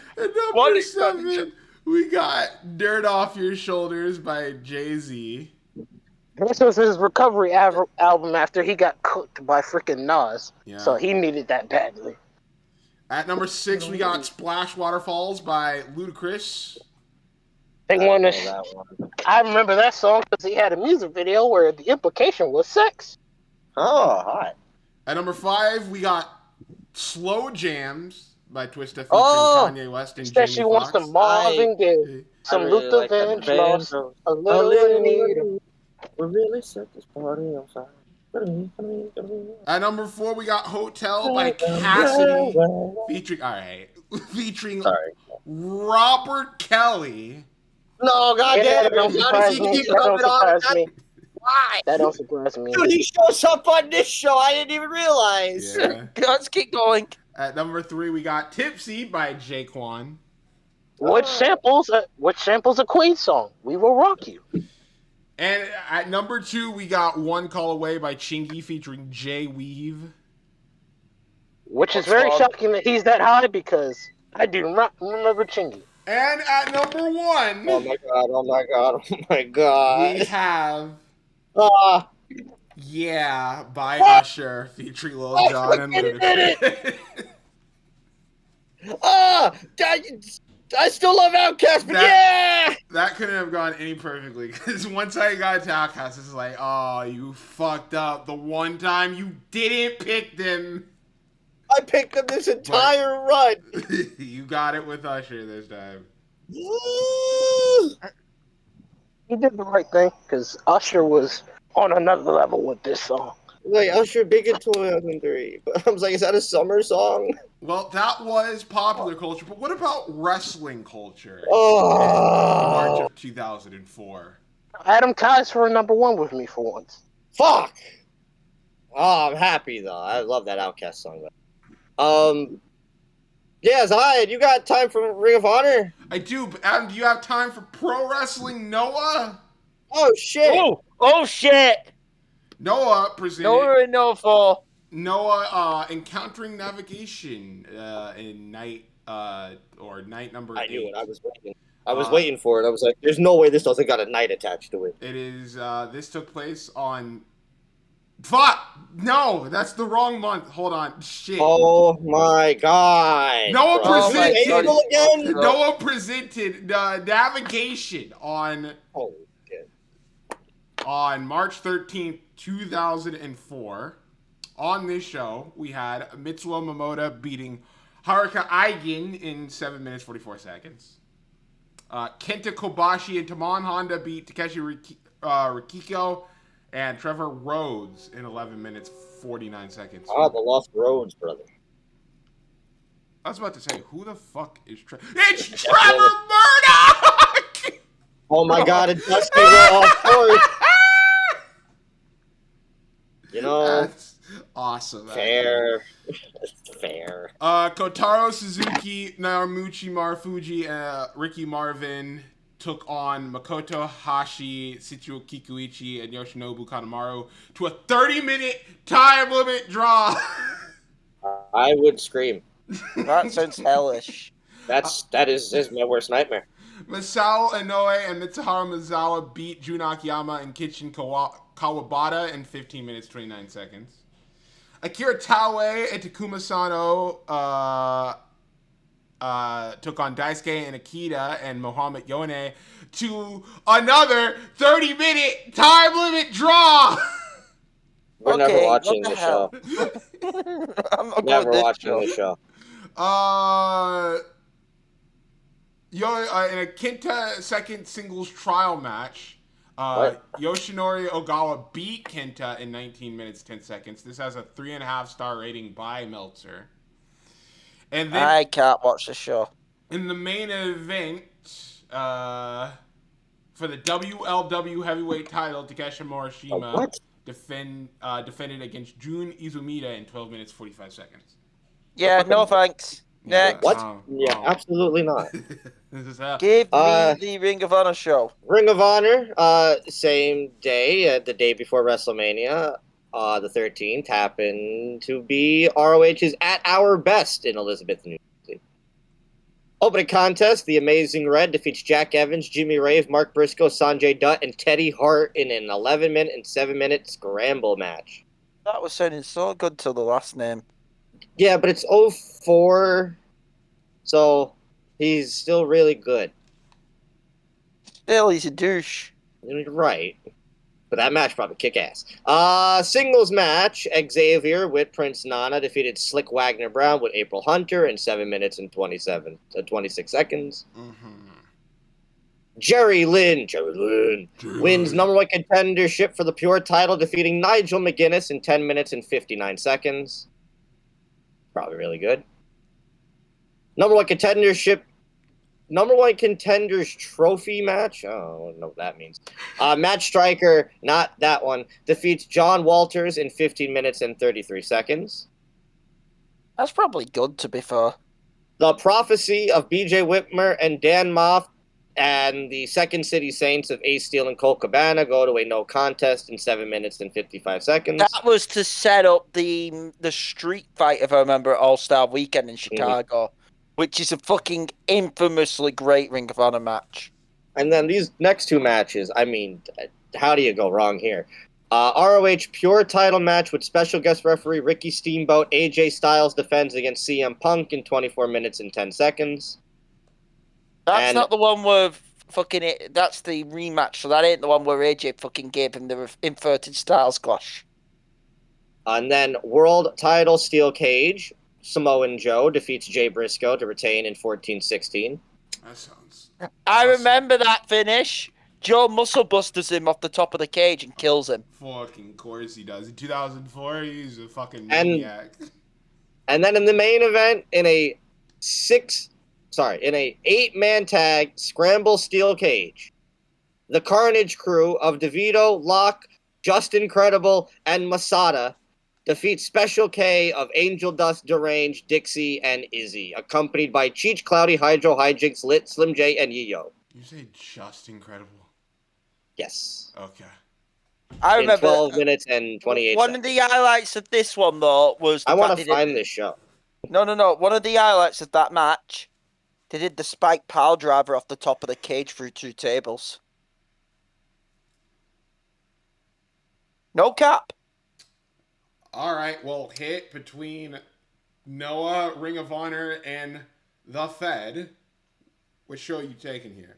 I'm going to the fucking Ring of Honor show. I want to see a spike pile driver off a steel cage through 2 tables. Sign me the fuck up for that. This Ring of Honor show is pretty solid looking. I can't lie, but I'm picking WrestleMania 20. I am also going to WrestleMania 20. Which is really exciting because now we get to find out, as it is time for our main event of this segment here, the review of WrestleMania 20, where it all begins again, live from Madison Square Garden. They say this one fucking thing over and over, and they want to all happen again. It all begins again. Fuck you. Live from Madison Square Garden, 20,000 in capacity. Commentators, as always, for Raw, Jim Ross and Jerry Lawler. For SmackDown, Michael Cole and Tay. Right off the bat, what an awesome looking stage and setup. It's beautiful. The stage is a classic. It is beautiful. The stage is a classic. Great stage. The Kane entrance alone, beautiful. Which they would then one up at 21 when he sets the ladders on fire. That shit was awesome. We got a really awesome video package recapping WrestleMania because it's again where it all begins again. You see the generations of McMahon, Vince, Shane, baby. I don't know which one of the 3 sons that is. It's one of the ones that did his little dance at 32. Our opening contest for the United States Championship, a classic, in my mind, WrestleMania opener, as John Cena goes after Big Show for the title, and John Cena proceeds to give us one of his John Cena raps. He is This is one of over. Golly. Probably like... Who knows? This man does not understand what 2 years about besides to be Eddie and Benoit, he's probably the most over fucking dude on this show. The truth is, this is one of the better Mania openers in Mania history. Here's the thing, like, when we were watching it, I said, like, hearing the crowd just do the Let's Go Cena, but you don't hear the other half is just, it's weird nowadays, you know? Going back and not hearing the Cena sucks part of it. It's like, at one point, this dude was the guy. And then they went a little too far with it. But obviously, the story of this match is Big Show, can he get lifted up? Even though, spoiler, it happened 4 times already. It happens in this match! Adam, that's the story for every match that they have going forward, though. Can you pick him up? Yeah. Can Cena do it? Can you get him up? You're right. But it's like, I know for years and years and years of watching, like, documentaries and or clips or Mania shit, and they just always put over, like, when Cena gives Big Show that F you at the end, making it seem like that was it. That's the first time that happened. And then we watched Survivor Series. And he just and he just does it. He just does it. He just fucking does it.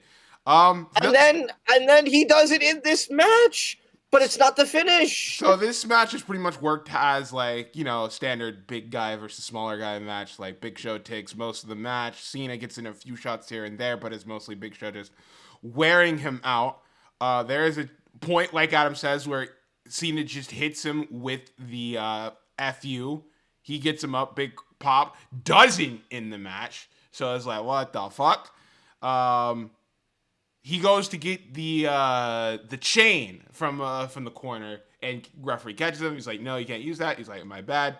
Throws the chain. Referee goes, get it. Has brass. Knocks in his hands. Bam! Hits Big Show in the head. Picks him up. Second FU.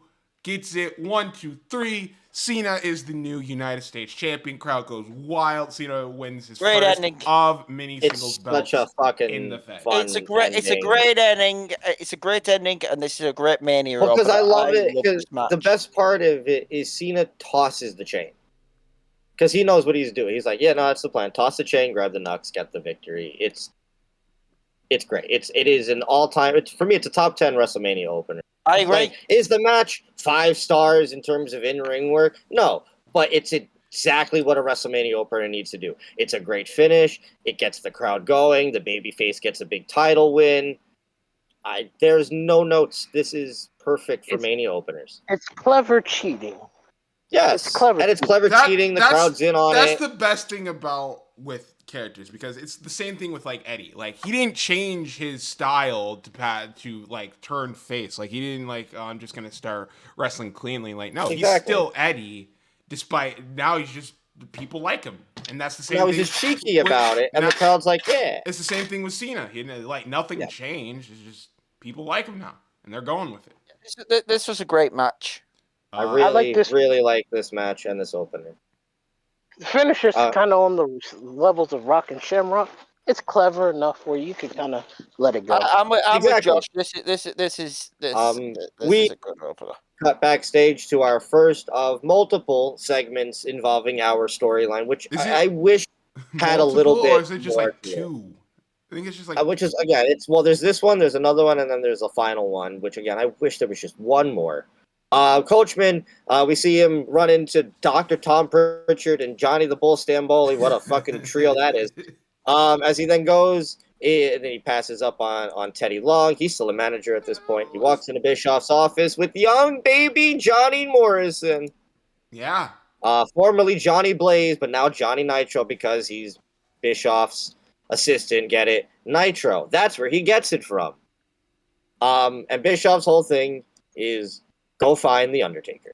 Yes. And that is our story. A little bit later on tonight, we'll see them in a classic WrestleMania backstage segment. But after this, we go to another backstage segment, which I really like, but I know my co-host here is not the biggest fan of. Randy Orton proceeds to tell us the story of Mick Foley's downward spiral. It wasn't the promo that was the problem. It's the way that they cut this fucking promo.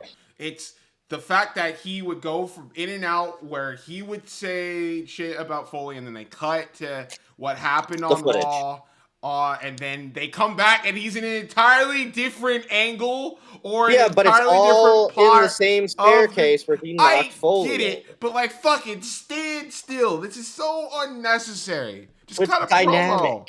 The promo's fine. I really like this. It's fine. It doesn't offend. It makes the point. The promo's good. I just didn't I have more issues than the promo. I have more issues. After this, we go to our first of 2 Fatal 4-Way Tag Team title matches. This is a time period where you can get on the main card and be a tag team champion, or a tag team for that matter. Can't get that nowadays unless you put your body on the line in a ladder match.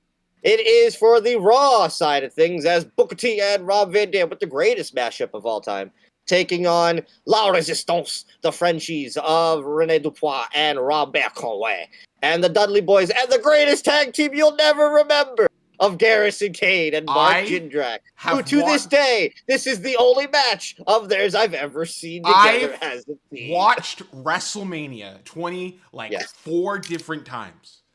Every single time, I'm always like, Garrison Cade and Mark Jindrak. Yeah. It makes it even worse when we get the Rock segment later, and there is a perfectly credible tag team that could be in this spot in Rosie and the Hurricane, but nah, Garrison Cade and Mark Jindrak, who aren't even going to be a thing by the end of the year. No. Mark Jindrak goes to SmackDown to be the reflection of perfection, and we'll see Lance Cade in 2 years. Fam, they're in SVR.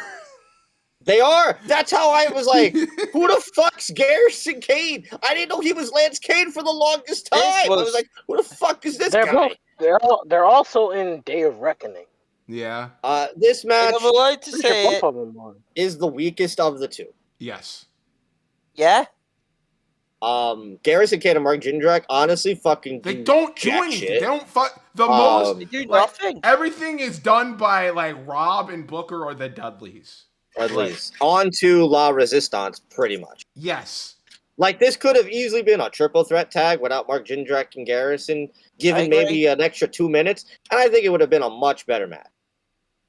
Because the whole storyline throughout the past few months has been the Frenchies getting the one up on the Dudleys, and I'm assuming it's the same shit going into Rob and Booker. Rob and Booker are a tag team because we don't know what to do with both of you guys. True. It's a bit of a mess. Put them up in the draft. Oh, and then Booker gets his greatest heel turn of all time. I don't want to fucking be here. So they get rid of the Garrison and Jindrak. They set Booker up for the 3D, which we don't get.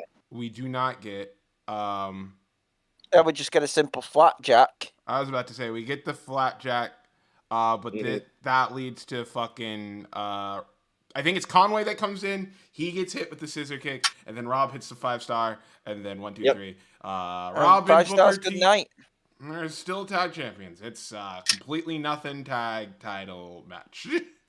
Mid. Pretty mid. Mid, much like that mashup theme song. No, it's the best mashup theme song. We're back with Coach. There have been better mashup.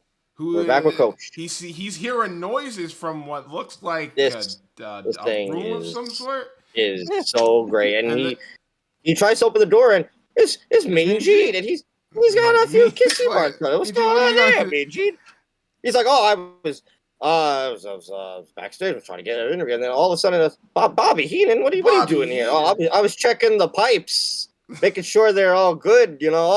It's pretty old, and then, lo and behold, it's Moolah and Mae Young, and they've been doing the fucking old style. And Coach goes, ew, yucky, old people, as Bobby and Mean Gene get lured back in, as Bobby tries to pretend that the door is shutting behind him as he pulls it back. It is an all-timer moment. It is like the last... It's old-school classic humor. It's also like the last thing Bobby's going to do memorable before everything kicks in for him. Yeah. And also, with everything, with the really emotional speech he had the night before getting inducted, this is just a really awesome WrestleMania moment. It's funny. I miss stuff like this nowadays in Mania. We don't get these anymore. It was funny. It was quite hilarious. I was cool with this. With the amount of legends that they still have, why aren't we getting fun stuff like this at Mania? One of the highlights every year at Mania was what's going to be the cool, funny, reoccurring backstage thing? Because if they do backstage segment, that gives them less time to run the advertisements and make less money. Yeah, unfortunately, money. It's the We've dollar. lost the pageantry, man. We just got wrestling. But speaking of pageantry and wrestling, wrapped up in the greatest soap opera you've ever heard, Chris Jericho is in love. Christian and Jericho have been kind of feuding with Trish and Lita up until this point, and at some point Jericho just kind of gets a crush on Trish. Christian and Jericho had a feud on who could get one of Lita or Trish the quickest for $1 Canadian, which led to the Battle of the Sexes tag match. Armageddon. Christian caught feels for Trish, and Christian's all like, "What the fuck, bro?" And Jericho's bros before hoes. And then he's trying to take out Trish, so you get Jericho's head in the game, but he realized that isn't working, so he turns on Jericho. And so now we got the former bros going after each other because of Trish Stratus, which I get. I just want to say, this show alone, between this, the Taker, and the main event, all-timer video package. Yes. This was a good one.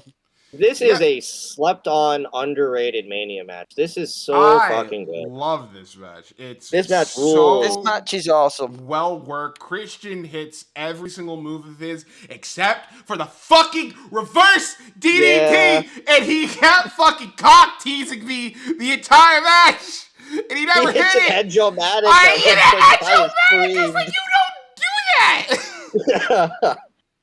Christian got the GOAT gear, the all white. All white. Jericho got his great gear. Gear.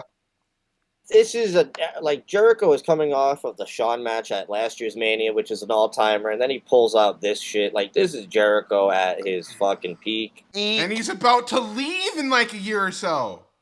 And so is Christian. Like, damn. You had both of these guys, and they were fucking ready. Okay, to be fair, I think there was going to be something legitimate with Christian, even though I can't prove it. I just think the injury and then he got hurt. Fucked everything. But Trish comes out eventually. She tries to help Jericho, it seems at first. And then Christian sees her. Looks like he's about to hit her. Pushes her to the bottom turnbuckle post. It looks like it fucking hurt. Jericho fucking gives him clothesline to the outside, goes check on Trish. Trish accidentally elbows him in the face. Roll up by Christian, gets himself the 3 count. And that's the win. And he gets the victory. And Jericho's all like, what the hell? And Trish is all like, I'm sorry, I didn't kick him. Jericho's like, I'm going to go get him. And she turns around and kick him in the balls. No, she slaps him. She slaps him once. And then she hits him. And then she slaps him again. And then Christian comes in, hits him with the Unprettier. And then they leave. Jezebel. They leave together, and then they get up the stage. That evil woman. And then they kiss on the ramp, it's so fucking good, dude. So fucking It's a damn shame he gets hurt, because holy shit, this could have been a power couple. This is a Christian that I give the world title to. Yeah, absolutely. But it's so good. And JR also on commentary. Yeah, that sounds great. Evil woman. This was awesome. One of my matches of the night. We cut backstage to Lillian Garcia with Mick Foley. Mick, are you in the right space and mind? Can you go tonight? Mick tries to say, I don't know, man. And then here, Rock immediately just takes Rock. You're right. It is a Rock because this is a terrible looking Rock. It's the worst Rock look ever, like bar none. He can still talk like the Rock. It's a very funny segment. Oh my god, the goatee and the shaved hair. He is not in in-ring shape. He's like 20 pounds lighter from when he last came by. Like, this is not a Rock that I like to look back on. But he starts doing the Rock thing and is like... he sees Rosie and Hurricane. The Hamburglar tried the chicken McNuggets. 20,000. That's the Square Garden where it all began again. All that fucking stuff. $7 in my pocket. It's just fucking all that. Jimmy Snuka. Yeah, Jimmy Snuka is like, that was all to get. Which I understand the reason for it. It's Jimmy and Don were the cage match that Mick Foley credits the match that made him want to be a wrestler. Which, cool, I get that. And they also, Don Morocco went in the Hall of Fame the night before. Rock, it's like Rock is great. He's always good on the mic. And then he says, here we go. And then Evolution, Steve plays. And I'm like, I think we did this backwards. Probably should have. Because it feels like Rock's like, okay, here we go. We're going to go into our entrance. And then... I was like, all right. I feel like Evolution should have came out first. And then you do this promo. Well, they did came out. So that you lead into it. Well, I think they should have done the promo first, then come out. And then like the whole crowd goes crazy. And then they... Evolution comes out. Half Evolution comes out. Either way, I feel like it wasn't. It didn't transition as well as I think they were hoping for it. So, Batista does a big jump. As they thought it would be. 2 out of 3. I have issues with this match.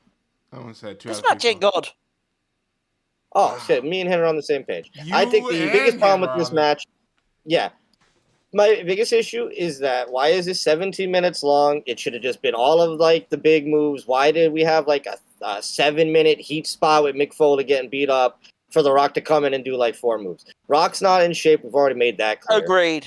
You could have done this match in like maybe not half the time. You give him 10 minutes, cut it by like 7 or 8 that it is, without all this heat. Because, like, the heat spot kills me and it kills the crowd for a minute, and then The Rock gets tagged in and everybody's alive There's again. no reason for this to be so long. And also, the storyline is Randy and Mick, but, like, clearly it's The Rock. I'm going to give you all an even more controversial take. You ready for this? I also maybe would have just done a tag match. Sure. No. I'm going to give you all a more controversial take. Surely you know The Rock ain't in shape, okay? Rock should have gone to him and said, I've just got back off Hollywood. I'm not really in full shape, okay? Hear me out. I would have done the Randy Mick Foley singles match here, the one you got at Backlash for the IC belt. If it's gonna go 17, minutes, you might as well have. You might as well have done that, and we all know how much of a classic that is. Okay, there's no arguing the classic of that. Okay. And then I would have done Autumn wins, Evolution beatdown, and Rock saves it, and then gives Mick Foley, the moment. Because Rock is there because of the of the thing. Wasn't that the then you give Mick Foley his moment in MSG. Wasn't that the whole thing? Is that Mick himself? I don't even think he knew if he was fully ready, because that man already had fucking injuries stacked up to be he could. Even then. No, but you've been building. But The Rock weren't really involved. You have been building Randy Mick. I think you should have done. Let me be clear. The Backlash match made Randy. Okay. It did. But if you do it at a bigger stage like Mania, come on, just think for a second. I mean, look, we all know the reason this is happening is because they have The Rock. Obviously, let's use it. So. Yeah. I think you could have maybe done just Randy and Batista against Mick and The Rock, and Flair's obviously in their corner. You don't do the. Although you do get the hilarious Flair people's elbow spot. Yes, the Flair people's elbow spot is great, but that comes after the long heat. Yeah, this match was not good at all. It's my least favorite match that isn't the obvious worst match on the show. Yeah. Next. Well, hold on, Zai. You didn't.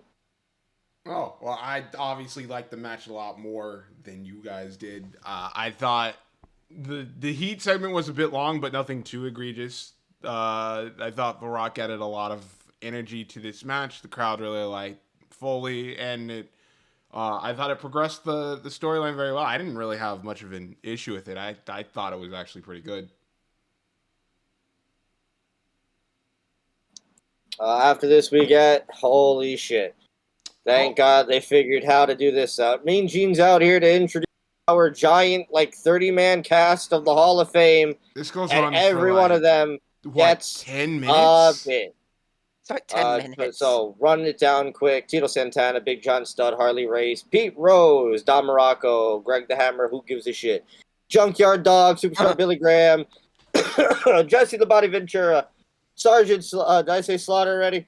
If I did, nope. I did. And Bobby the Brain Heated. Holy fucking shit. Just to let you know, half these people are still not dead. You could have saved some of them, guys.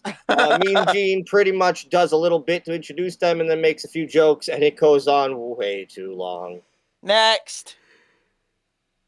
But great cast and great Hall of Fame. Great Hall of Fame. All in all. What? No, I was just gonna say. After that, we got the is it an evening gown match or a fulfilling? Okay, so it's Sable shit and Tori Wilson taking on Miss Jackie and Stacy Keibler in what is promoted as the Playboy evening gown match. An evening gown match is essentially bra and panties. You take off the evening gown. Well. Sable just says fuck Tori all that. Decide fuck all that. Let's just wrestle in our bra and panties, and that's what proceeds to happen for 3 minutes. Is just a tag team match with 4 women in their bra and panties. And it's not. Next. Well, it actually is great because we discovered that Stacy Keibler is the reason that Zack Sabre Jr. is who he is today because of her pinning style. He saw a fucking pin go round and thought, fucking Zack. Zack was already wrestling at this point. Well, actually, and I said Zack Sabre Jr. saw this match, and that's why we have the technical wizard today. And that's why we dubbed Stacy Sabre Jr.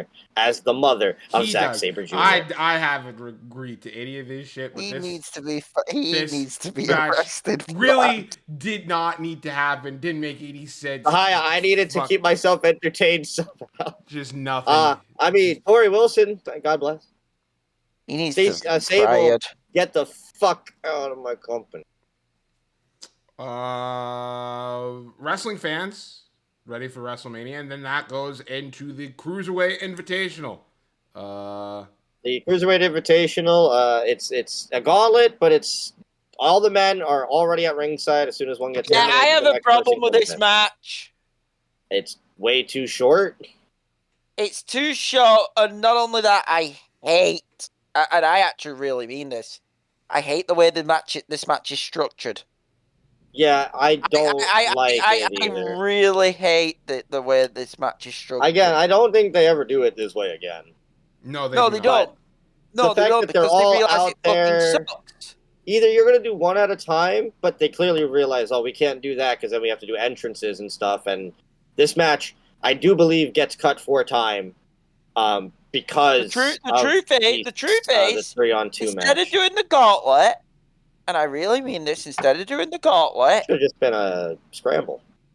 Just do a scramble, one fall to a finish.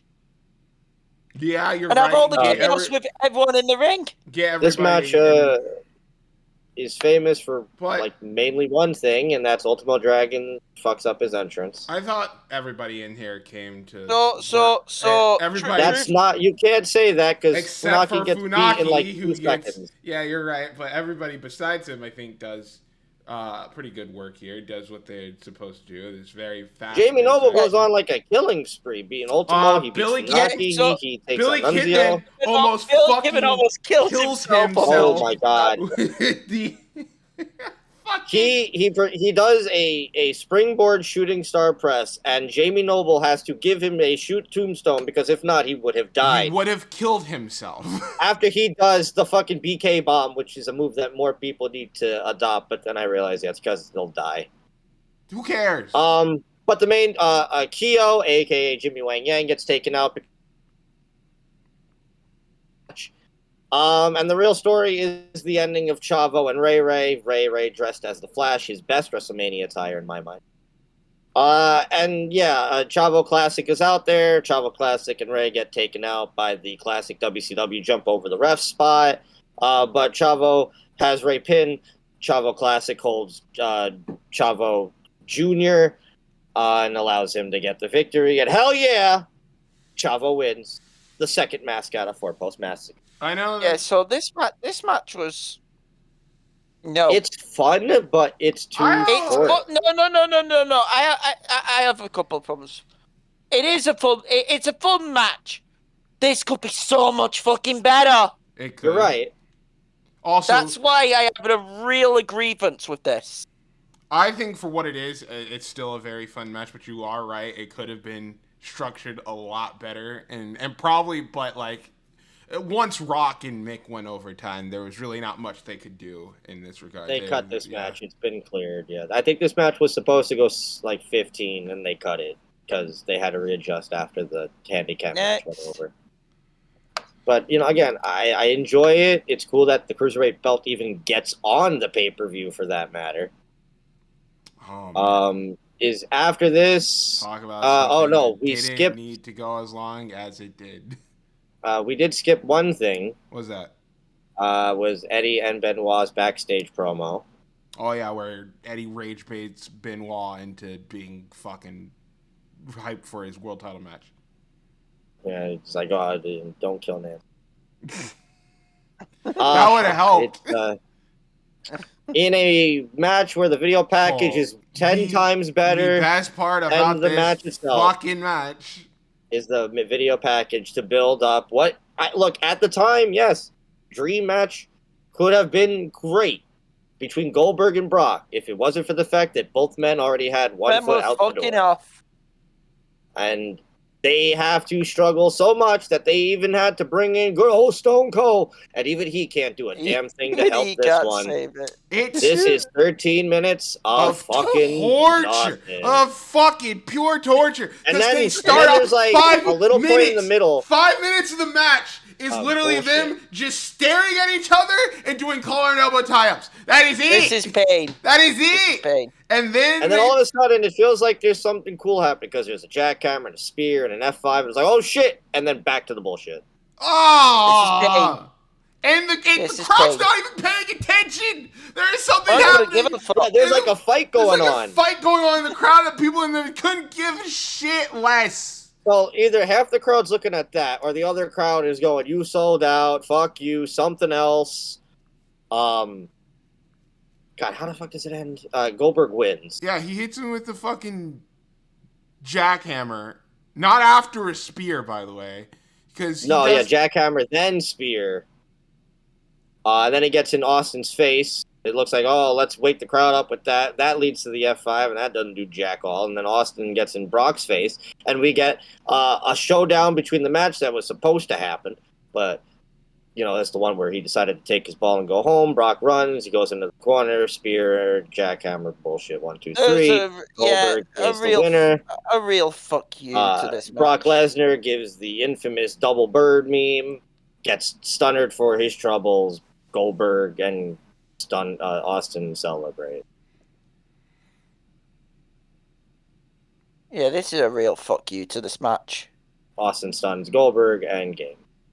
And even then, nothing. And at this point, for like the next few matches, I know recover. I know that I have my gripes about their WrestleMania match. And people still don't understand it. That's perfectly fine. I want to be clear that this is their worst match by far. Not even close. It's one of the worst matches ever, dude. Worst matches ever. You're not even just Mania wise. Like, it is just awful. The crowd don't give a shit. They don't give a shit. Austin doesn't give a shit. Like, if the commentators don't care because they're doing their best to try and not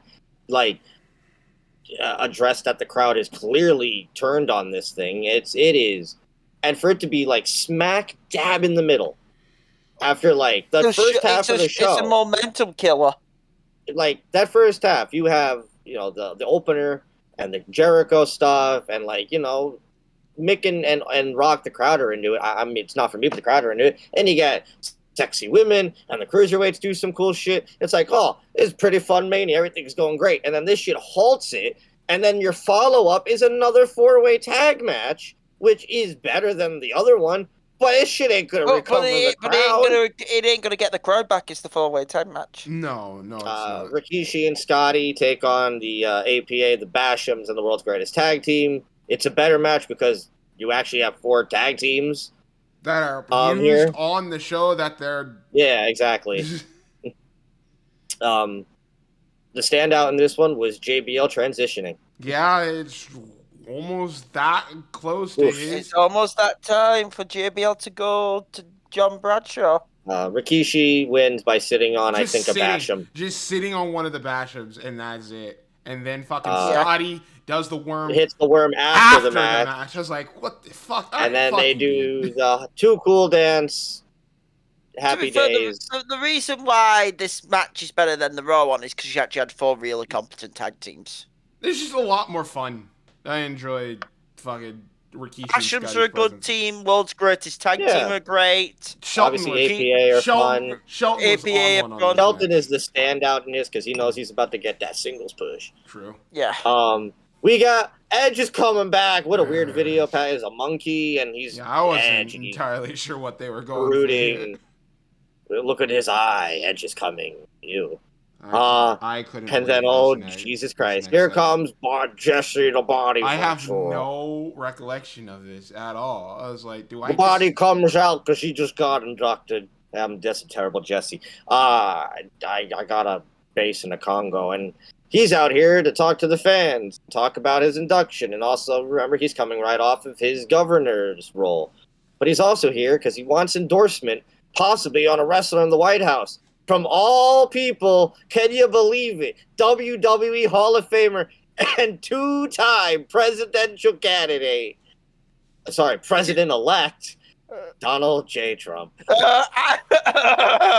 I fast-forwarded my TV past the 7th. I couldn't fucking... After I saw him, I stopped listening to this fucking segment. I was like, are you fucking joking me? It is essentially, like I said, he asks them, this and that. By the way, I guarantee you that Orange Toad is going to show up on a WWE show either this year or next. Oh, dude, I thought it was going to be SummerSlam because they were in Jersey. But we'll see what happens next year in Vegas. At this point, my cousin said to me, like they're trying to do UFC at the White House. My cousin said to me, "Don't be surprised if that's a joint production, UFC and WWE." Just the idea of a show at the White House is just ridiculous on its own. But after this, we get a match that only ended up on the card because somebody decided to put their hair on the line because they said, you don't matter as much as the hot women in the bikini match.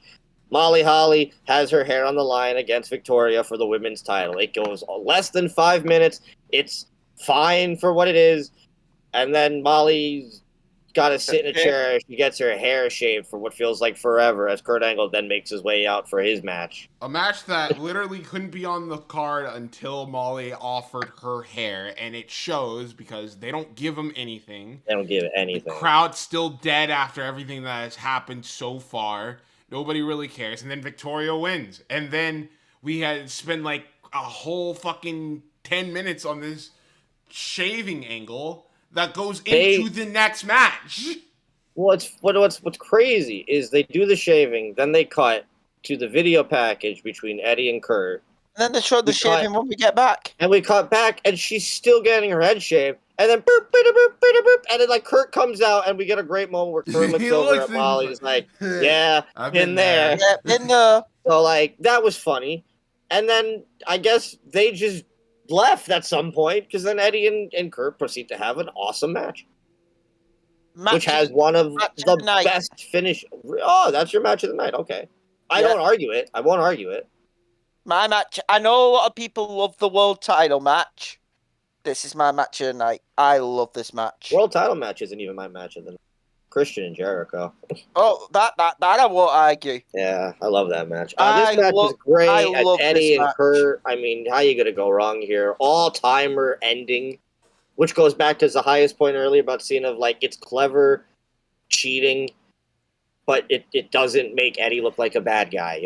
It all works. Eddie cheating as Eddie.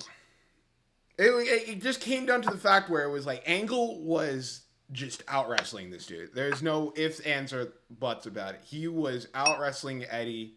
Eddie got in a few good shots here and there, and he tried so many times to go for a frog spot. He's always stopped by Angle because that's how fucking good Angle is, and they really put an emphasis on it because of the finish. Because it had to resort to him going outside of the box and thinking of a way to countering the ankle lock unlike anyone else has ever done before by loosening your boot so that he loosens the grip on the boot from your foot, shakes it off, catches him with the small package into the ropes, and gets the victory. It is such a clever finish.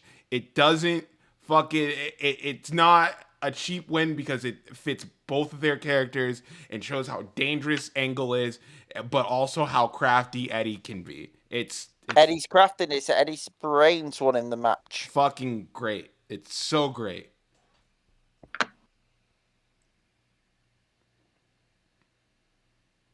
Hold on. What do you mean? Hold on.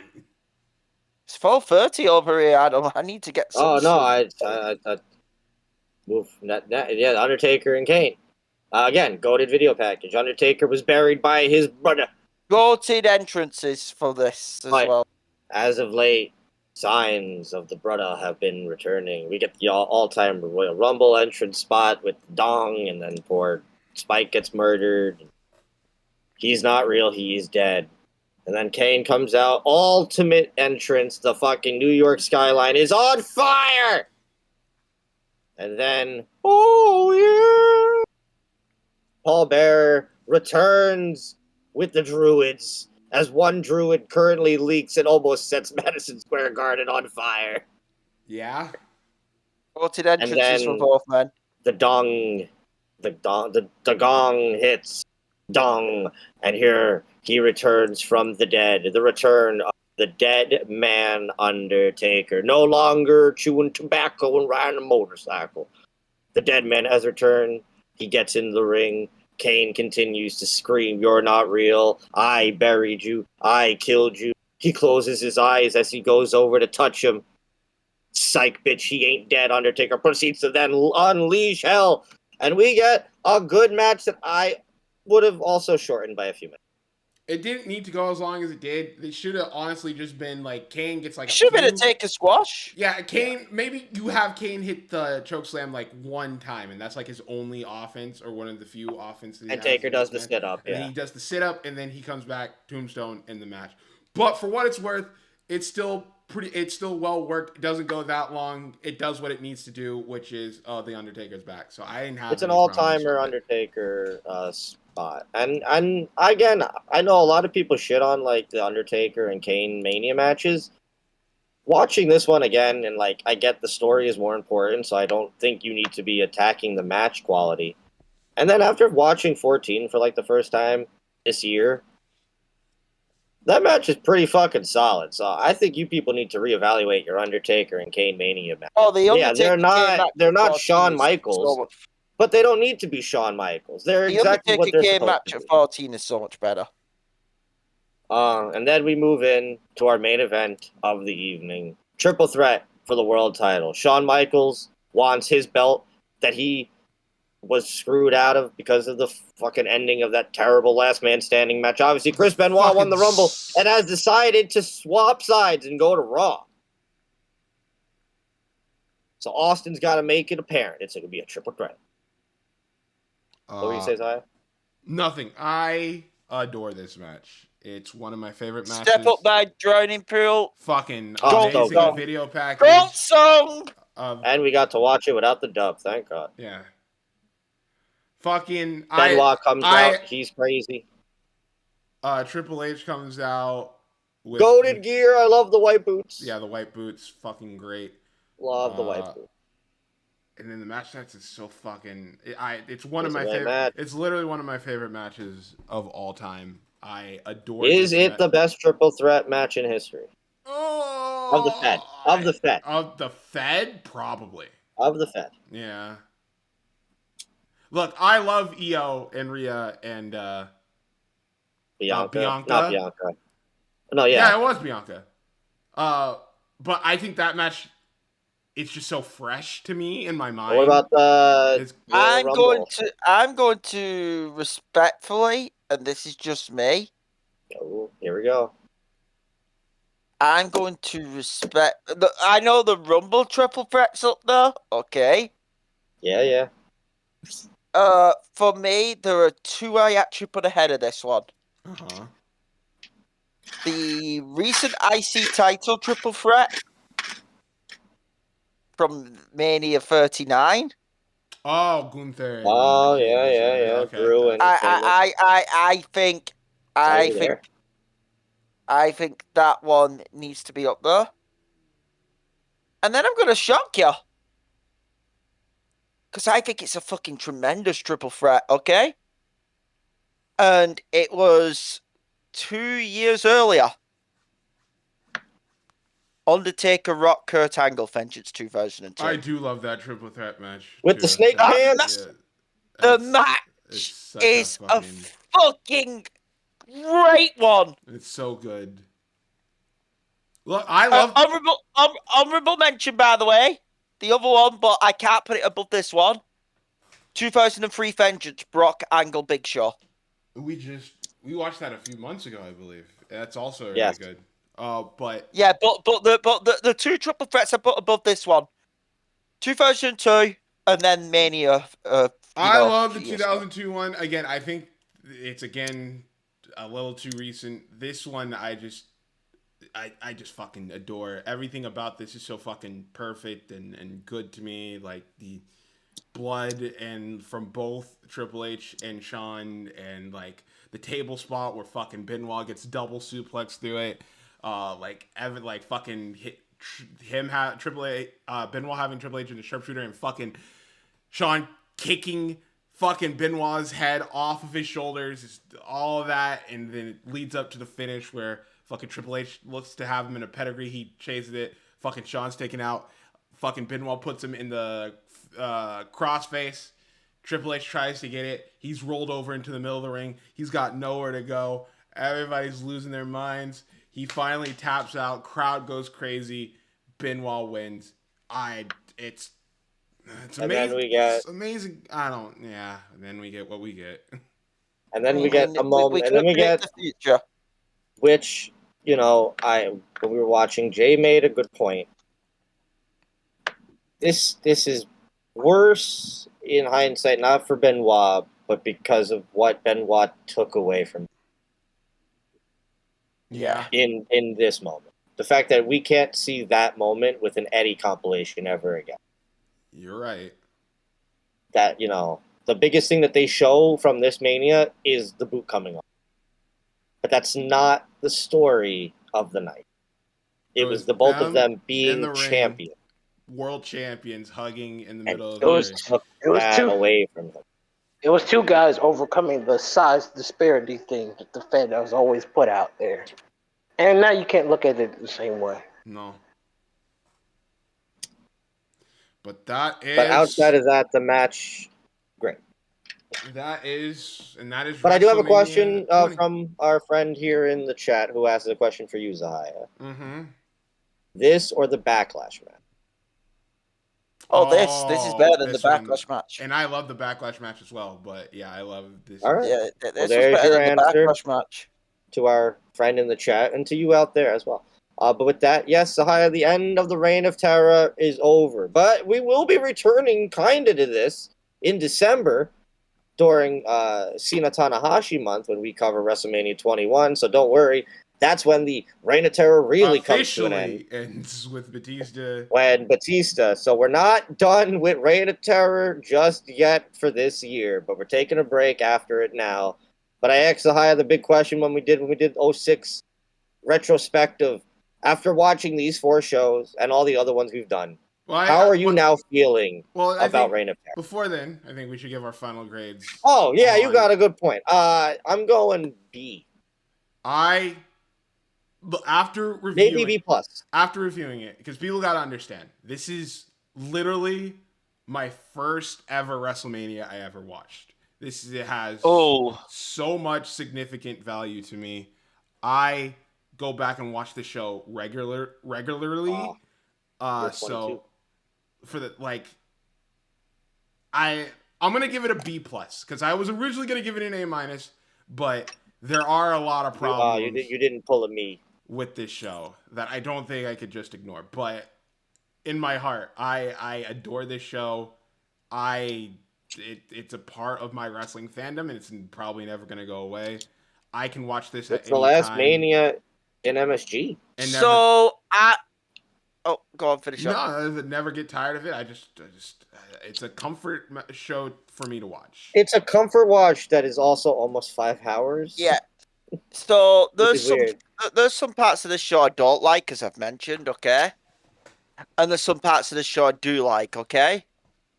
Love Eddie versus thing. Love Christian. Love the opener. I think the opener's tremendous. Love the main event. Taker Kane could have been a squash, but still Taker's entrance and all that, great. 4-way tags a filler. The women's matches, there's nothing going on there. If you get where I'm coming from. Hate the 3-on-2 handicap match. Really do. Think they should have done that. And really don't like the cruiserweight thing, okay? But here's the thing.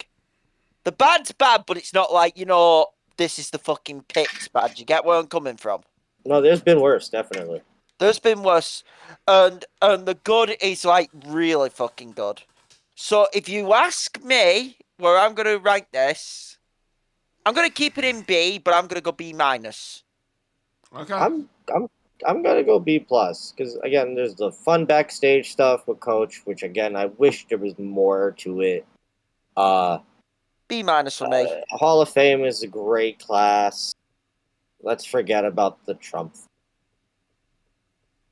Oh, also Vince. I really forgot the Vince. Vince also comes out at one point to thank the crowd.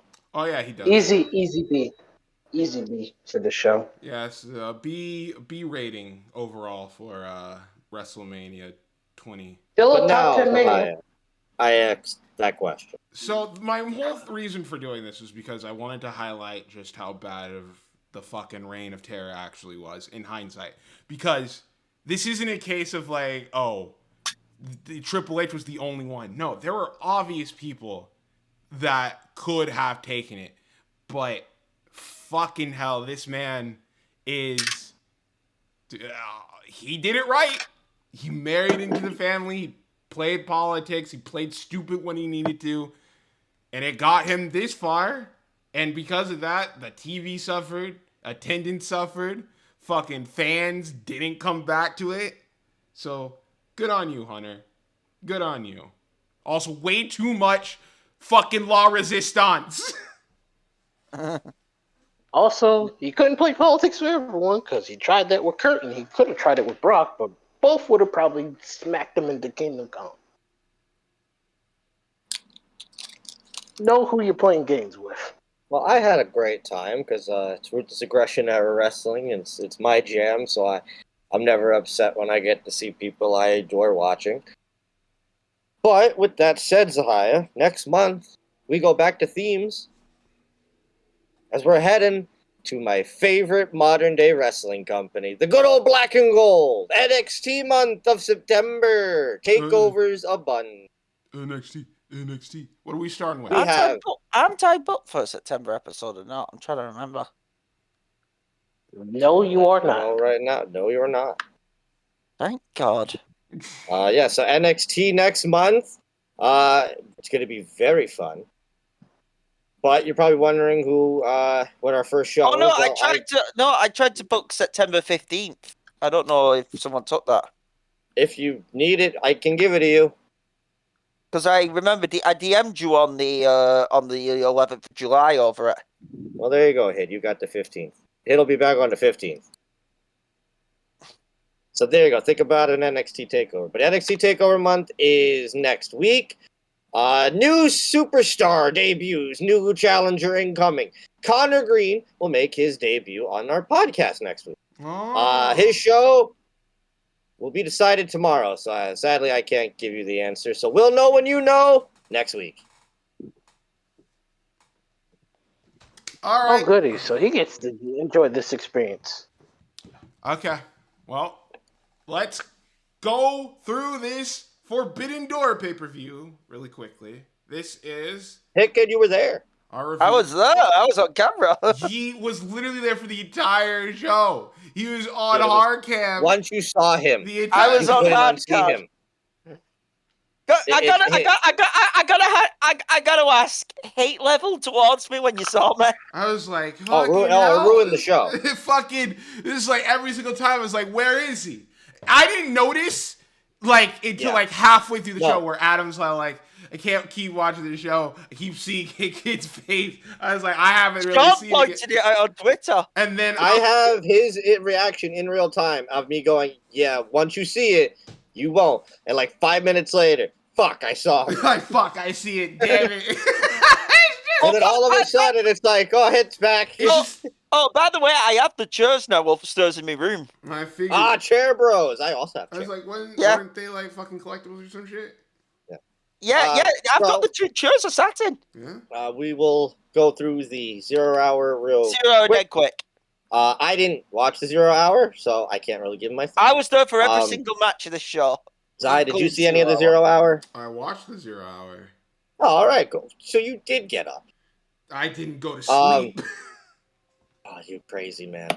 There was some good on the 0 hour. Opening 0 hour match, El Desperado, Paragon of Kyle O'Reilly and Roderick Strong, and Yuya Uemura defeated Crew along with Hechicero and Josh Alexander. Quick notes, Hechicero over like a motherfucker here in the UK. Yeah, dude's great. Crowd loves him. Yuya, fucking impressive as hell. Fucking. Didn't really see a lot out of Despy, so I wonder if it was what can hurt. Boo! Yuya ends up getting the pin, which I was like, yeah, good. Yeah, with the deadbolt onto Rush. That's how it should be, Gato. Yeah. Fucking hell. Yuya's gonna be a star. Yuya's got it. Just want to say Desperado deserves to get revenge on that piece of shit Wheeler Yuta for falling on him in the main event. We'll get to that. Gates of Agony and Ricochet defeat Jet Speed and Michael Oku. Oh my god, the one I'm immediately gonna point this out. First time we all got up for the night. The Fosbury flop. The pounce. Oh yeah, fucking hell. Dude, I saw that and I went, oh, he's hurt. Oh wait, no, he's not. He fucking died. It looked like he killed him. We thought he killed him at ringside. It looked like he landed on his head at one point. Oku. Everyone stood up and everyone was like, oh shit, we just saw murder. Oku, by the way, over as a motherfucker in this. Everybody knew his shit. I was like, god damn. Ricochet then gets the cheap win via the eye rake and the spirit gun. I'm going to add a segment into this match because it'll just make things go quicker. Megan Bayne and the Triangle of Madness, Julia, Tekla, and Sky Blue defeat Harley Cameron, Chris Statlander, Queen Aminata, and Willow Nightingale involved in this match, which would become a through line later on in the evening. Tekla and Queen Aminata continued to brawl, and on the main card at one point, made it to the entranceway where they continued to fight. Sky Blue and Julia were fighting for like 2 hours. For 2 hours. It was like 2 hours. Brian Alvarez was like, yeah, there was about 2 hours. Give me an Extreme Rules match considering you're in Philly right now. You're probably right. Julia and Sky come out to then assist in the beatdown. Tekla does the spider crawl, and then Jamie Hayter returns. Jamie Hayter returns. Huge. We're back, baby. We're setting up for Women's Blood and Guts probably in September. Also, that's the fifth woman. AEW Women's World Championship fucking propaganda machine is back in effect. Until she has to get her visa fixed. Shut up. Or she beats Mercedes. I'll take either or. Yeah, pretty much. I'll just be blunt. Good match, was enjoyable at ringside. Willow was over like hell as well. I'm going to give Tony credit, and I don't ever give him credit nowadays, because trust me, there'll be something later I'm not giving him any credit for having a backbone. But it's nice to see the women involved in something that isn't a title related. So good. And we're heading to Blood and Guts with the women. Absolutely, that's the truth. We're heading to Blood and Guts with the women. Then your main event of the pre-show for the Trios Championships, the Ops Powerhouse Hobbs, Samoan Joe, and Shibata defeated the War Dogs of Drilla Maloney, Rob As soon as I saw that fucking Ghetto, I wanted him dead.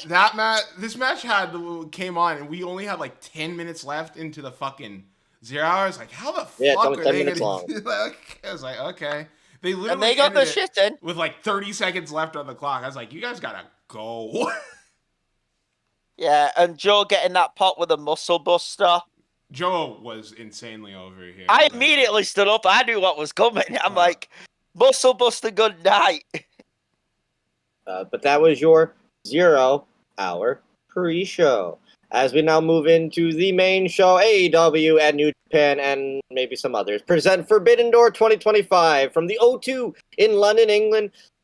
There's no stat on the attendance on Cage Match yet. Commentary tonight. Abundance of people. It wasn't like 18. I'll just say this.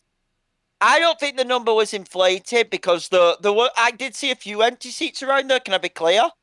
You know, on the other side, of course, you know where the press row is, if you get where I'm coming from. Right.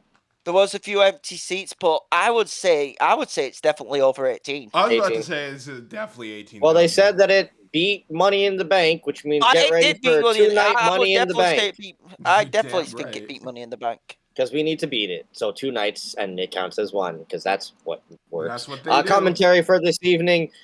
Tony Schiavone, Excalibur, Bryan Danielson, Jim Ross, Walker Stewart, and Don Callis all making appearances throughout the evening. But your main commentary team was Excalibur and Bryan Danielson, who, between this and Dynamite, please stay. Please. Fantastic. Bag me, bro. adds so much.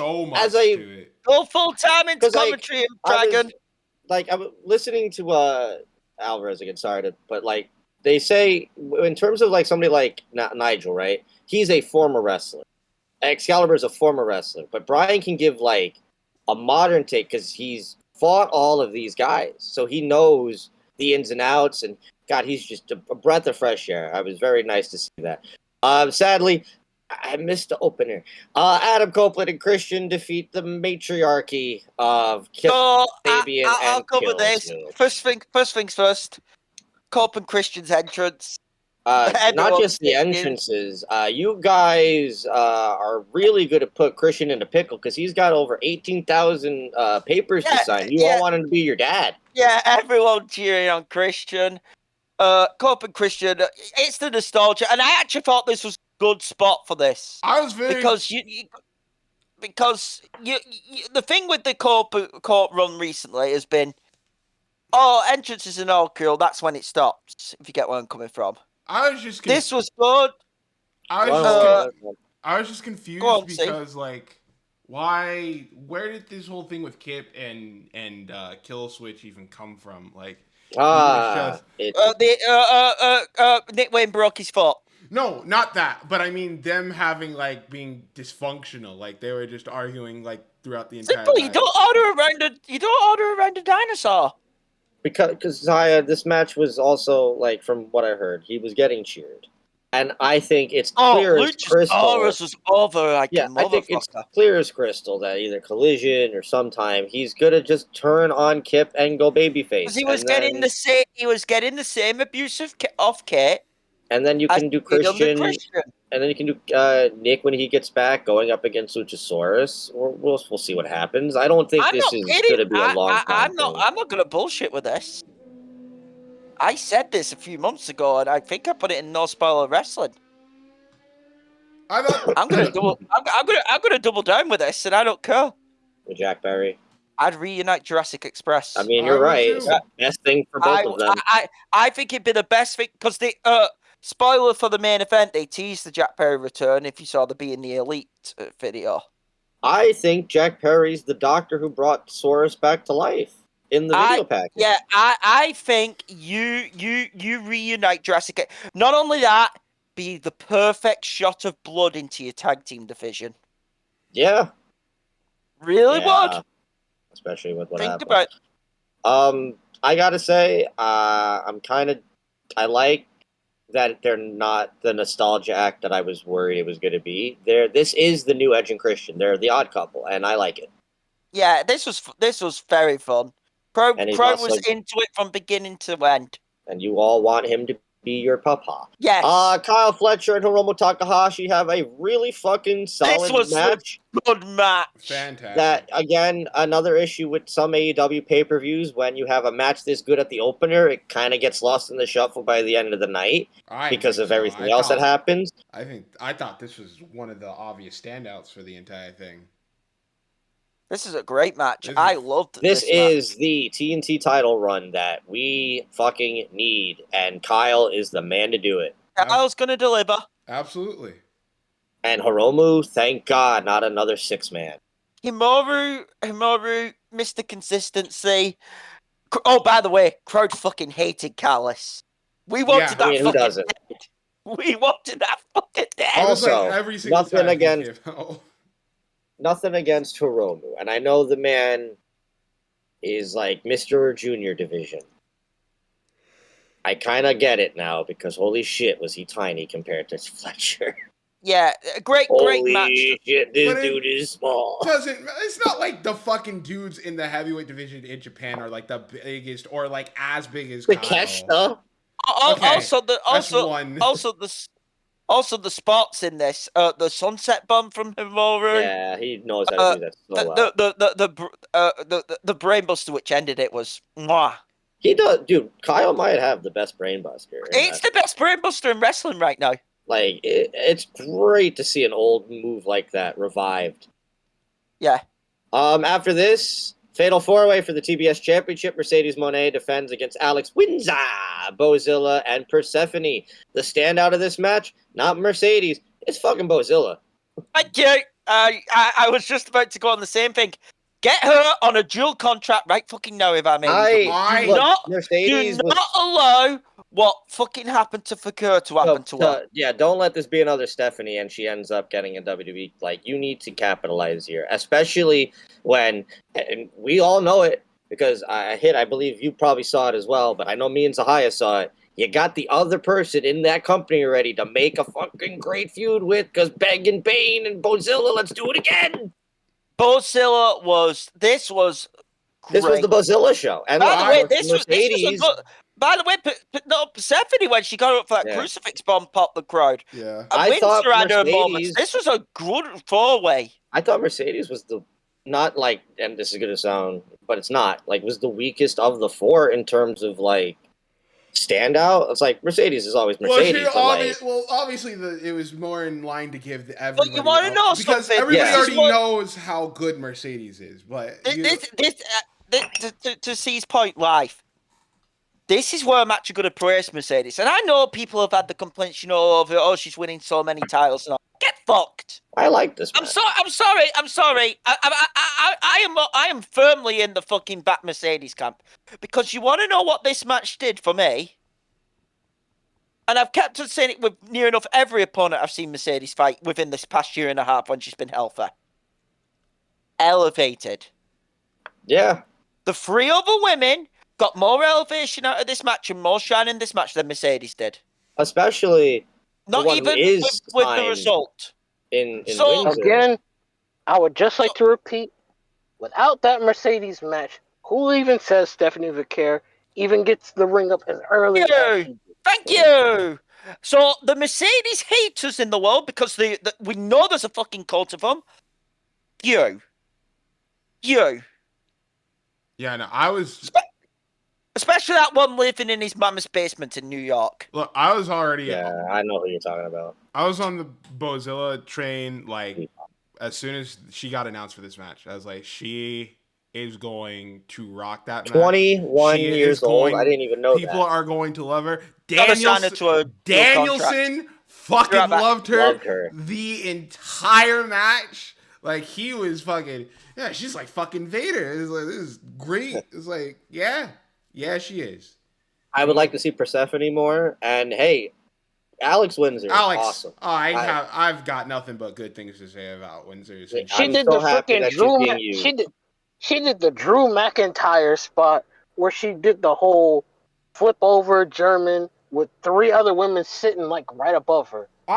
Being Mozilla. I'm kind of hoping after what happened in this match that they just run her and Mercedes at all out. Just do it. I mean, why not do it at this point? Give Windsor the belt. Windsor the belt, yeah. Give Hater the belt. I don't care. Just give someone that TBS title. It's time for a new champion. Yes. This was great. I know I'm gonna get hate for this. I didn't care. Oh, fuck you! Here we go. Okay. Zach and Nigel. Okay. Let me just. Okay. I'd love to hear this. Yeah, please. Okay. Go ahead. Go. Things that I liked. The opening video package, awesome. Johnny Saint's the fucking dude. I loved that whole chess thing. That's where it ends. Fuck you, Get the fuck out of this call. This match Get the fuck out of this call. Fucking great. My issue, Zahaya, you know my problem with this kind of style. It's not for me. But my biggest issue with this match was not the match itself. It was what the fuck was all the Garcia bullshit about. Okay, I will agree with you. The Garcia stuff was kind of like it. Distracting. Dude, he came out with the towel, and I was like, "Oh, he's gonna throw the towel in." And I'll be honest, because I feel like that also affected the match for me. I thought a Garcia heel turn was coming, as did everyone, in the live audience. He pushes the ref out of the way. I'm like, here we go. When he's pushing the ropes, I'm like, what the fuck are you doing? Even the fans are calling him out. Made Garcia look like a bit of a geek. I'm not gonna deny that. Dude. I absolutely agree. They need to do that heel turn. But I understand why they didn't do it on the night. Bit of a fake out, okay? But this is TK does this shit all the time. Which sometimes hurts some. They should do it when it's more live. However, to be fair, this match fucking ruled. This was grappling. No, look, I am not saying the match was bad. It's just not my cup of tea. I just hated the Garcia. Yeah, this was grappling, if I'm allowed to say it. This is. I look. You guys love your grapple fucking. I'm not gonna yuck you yum. Dude, I won't yuck your yum. The transition, though, I'll give you a spot I loved. That first lariat Sahaya when he turns him inside out from nowhere. Oh my god, I popped. Every lariat he hits in this match is fucking outstanding. And it's like, I love the sense of like, because it's so world of sport, it's like anything at 80 point could like finish the match. Tower of London when it hit. My goodness, that Tower of London was so great.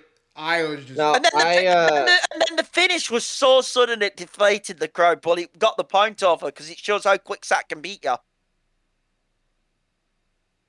You know what bothered me? You know what bothered me about this match? Go on. No Oasis.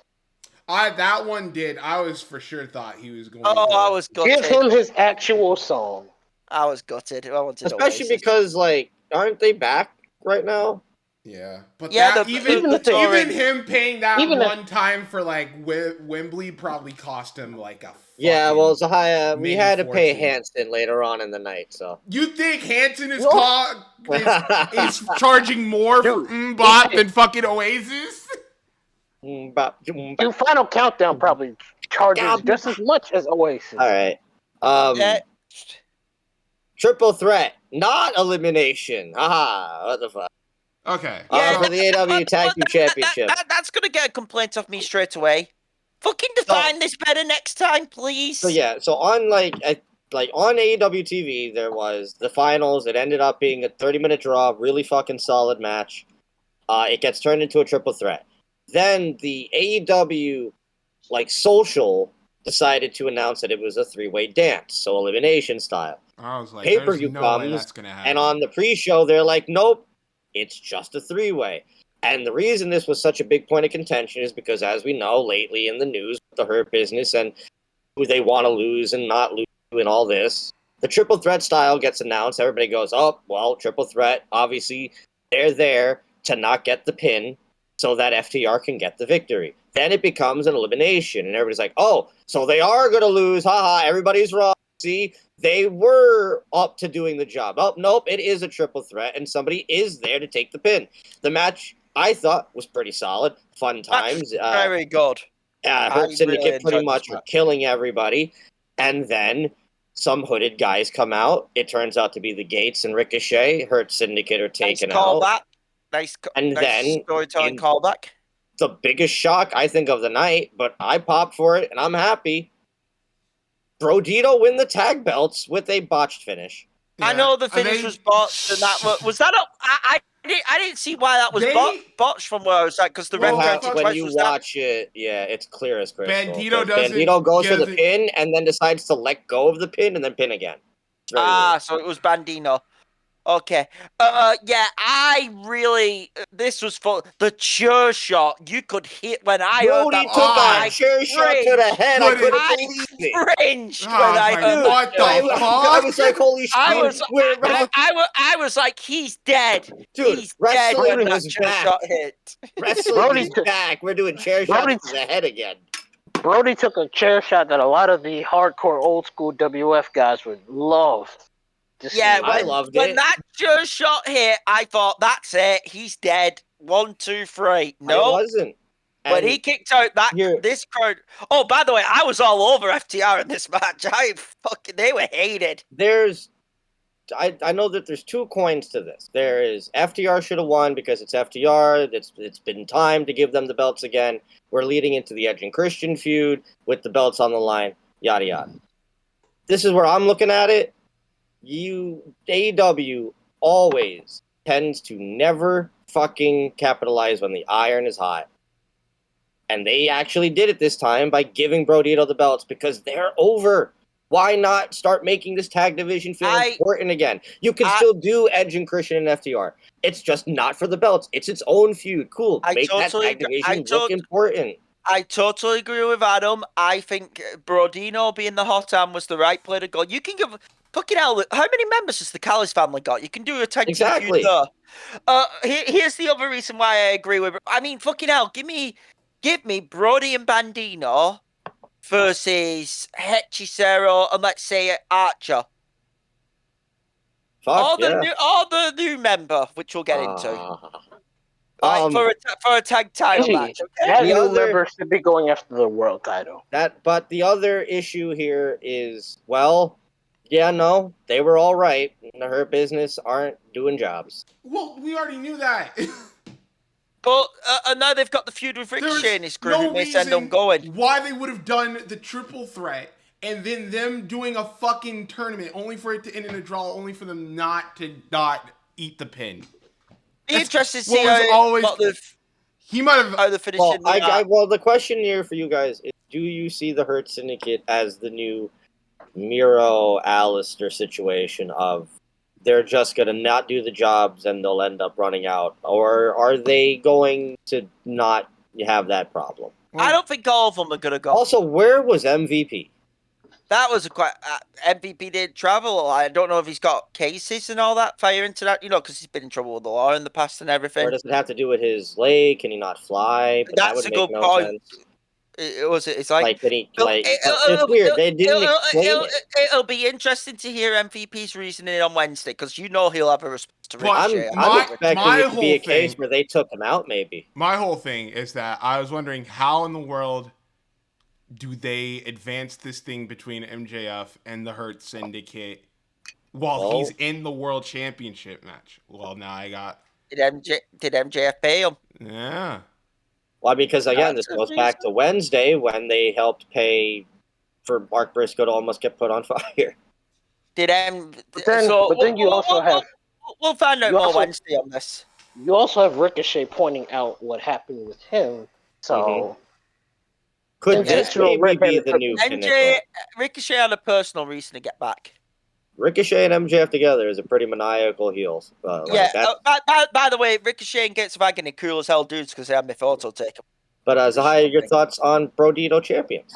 You didn't get to say your point. No, I thought great for them. Love Brodito. I thought it was for sure going to FTR. I'm more confused on what's going to happen at All Out now because of this, but tag team street fight. No, I'm glad they didn't. I'm glad they didn't go with FTR. I'm very happy that they tag team Toronto street fight. They capitalize while the iron is hot. You do Edge and Christian versus FTR tag team Toronto street fight. And also, I would have FTR win to go and chase the tag titles because you have Nick Wayne cross Christian the match. So after this, it goes right back to that. Right, writes itself. After this, we get Swerve and Okada. Swerve came out in a really dope Mr. Terrific here. Yeah. Not Mr. That's a different movie. Mr. Terrific. For the Unified Continental International. I know I'll get hit for this. I don't give a shit. I love Okada's new. I've come around on it. Thank you. I was just my issue. Here's the thing. My issue, and I said this when it happened. My issue isn't like Kenny's, where I just hate the Final Fantasy theme.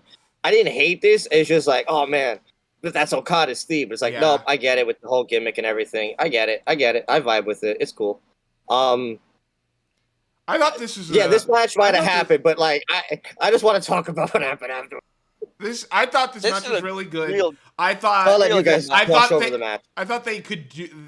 Once I got wind of that, fucking Swerve's been dealing with a meniscus tear since 2019. For 6 years. I was like, okay. Crazy man, by the way, for the shit we've seen him do. Here's what this match gave me. This was a very good match. This is a match, though, where Swerve, is going into surgery, okay? Yeah.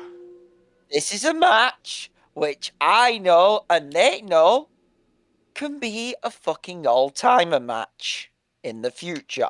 You're right. Because I was say, like, I thought this was a really solid you already main went event into the match knowing that, okay, he's not winning, obviously. He needs time off. Yeah. He needs to go heal. And they wrestle that match.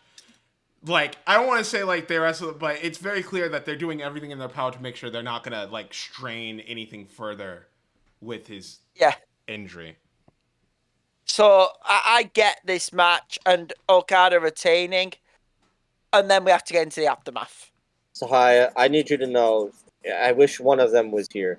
I'm because I didn't watch this with the others. I had a friend over it, but I'm texting in the group chat, and I go, "Hey, this show's been like great, like good, but nothing's like blown me out of the water yet. Like I was really happy about the Brodito win, but like I haven't, like nothing's made me go holy shit."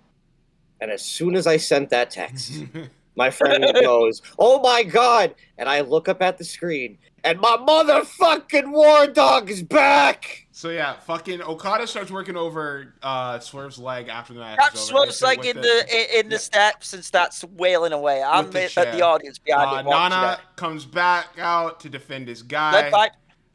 He gets back in the ring. During that time, fucking Wardlow comes in, hits Nana with the clothesline, starts beating down on Nana.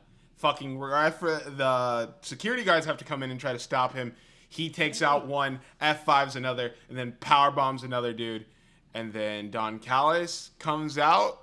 He goes out to the outside. They hug. He starts dapping it up with all the other Don Callis family members. Takeshita then comes out. They have a little bit of a huge pop, by the way, when Takeshita's music hit. Yeah, and then he just like gives him a bit of the nod of approval. And now we got the newest member of the fucking Don Callis army. Fuck a family. Greatest what the actual hell is greatest faction of all time. This is like OG Team 2000, if I'm allowed to say it on steroids. Wardlow hit one of the cleanest F5s. And just remember, Brian Cage also still a part of this, is not here currently. Can I tell you what? Two things which this told me, by the way, okay? One, the Takeshita face turn, which is going to happen at the tail end of this year, is going to hit right crack. I'm not even kidding you. Yeah. I will go that far. I think it starts at King of Pro Wrestling in October, okay? Two, Wardlow's going to be the barrier between Takeshita and Okada's eventual meeting. So hi, he's back. He is back. Great return for Wardlow and in the perfect spot. I feel like I've been the only one. It. I feel like I've been the only one for how long has it been? 15 months, maybe? That's been just this is it. He'll be back. He's coming back. Zahaya doubted me. Well, that's the thing. Here's the thing. We had the doubts. Sorry, it's cutting you off, Josh. The thing is, we had our doubts on if he's coming back. But once I found out that report, if you remember, it was a few months ago, the report that he had asked for the time off and was granted it to go and do, the American TV Gladiators. and all that.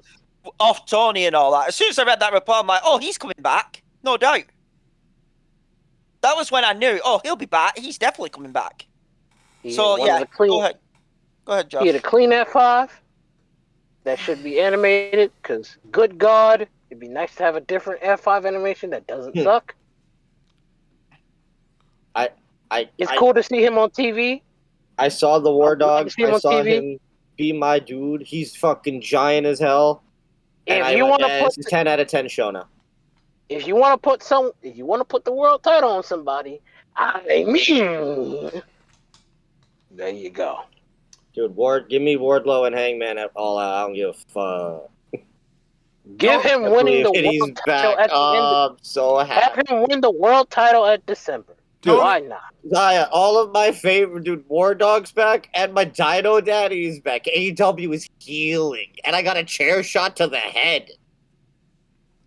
TK, you're fucking good in my book for once. Tony Storm and Athena for the AEW Women's World Championship. This match kicked ass. I know, but the match was awesome. Tony was a clown. You don't gotta say. I already knew because once they backed out of the MJF shit, I fucking called it. It's like, well, she's obviously not winning now because I had Tony retaining from the start on this. The thing that makes this so fucked though is that she cashes it in, Max doesn't, and then like during the press conference, Tony makes a changing to the gauntlet where you gotta give at least a week's notice before you can cash in. Which fucks Max up because he wanted to cash in instantly.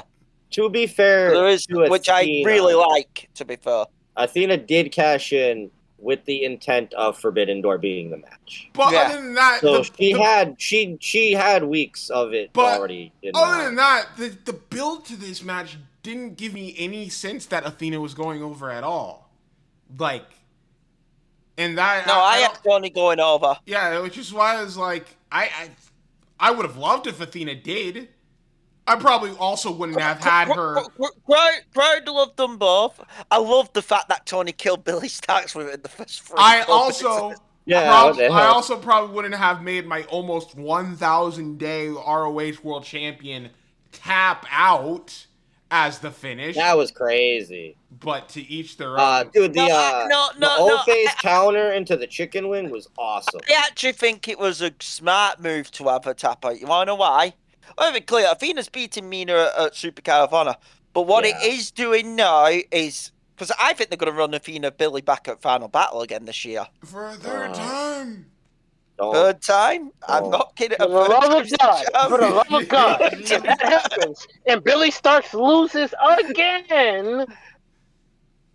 I don't think I'll be on this podcast next week. No. I promise you, Adam, if that happens, you are being on this podcast, even if I have to fly to New Jersey and drag you on the podcast. I can't do it again. Okay. Let me go. I think third time will be the charm, but here's the other thing.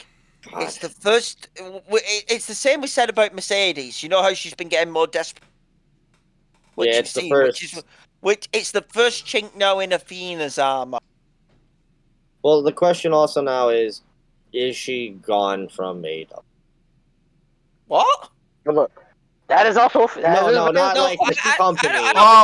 Does she go back to Ring of Honor? He thinks he's going back to Ring of Honor television. No. If Tony Khan regulates her back to ROH, and she doesn't show up on AEW again... I will also be kind of angry. I will be very pissed if she ain't more on AEW full time. I agree with Adam on that one. Tony. Tony was like a clown, keep her on TV. And I felt things. Yeah. Don't fuck that up, TK. Now we just got. Also, I got to point out, and I know I say it all the time, but I'm going to continue to say it. She is Women's Wrestler of the Year. This is now 3-4-3, dude. Athena, Mercedes, and Mariah.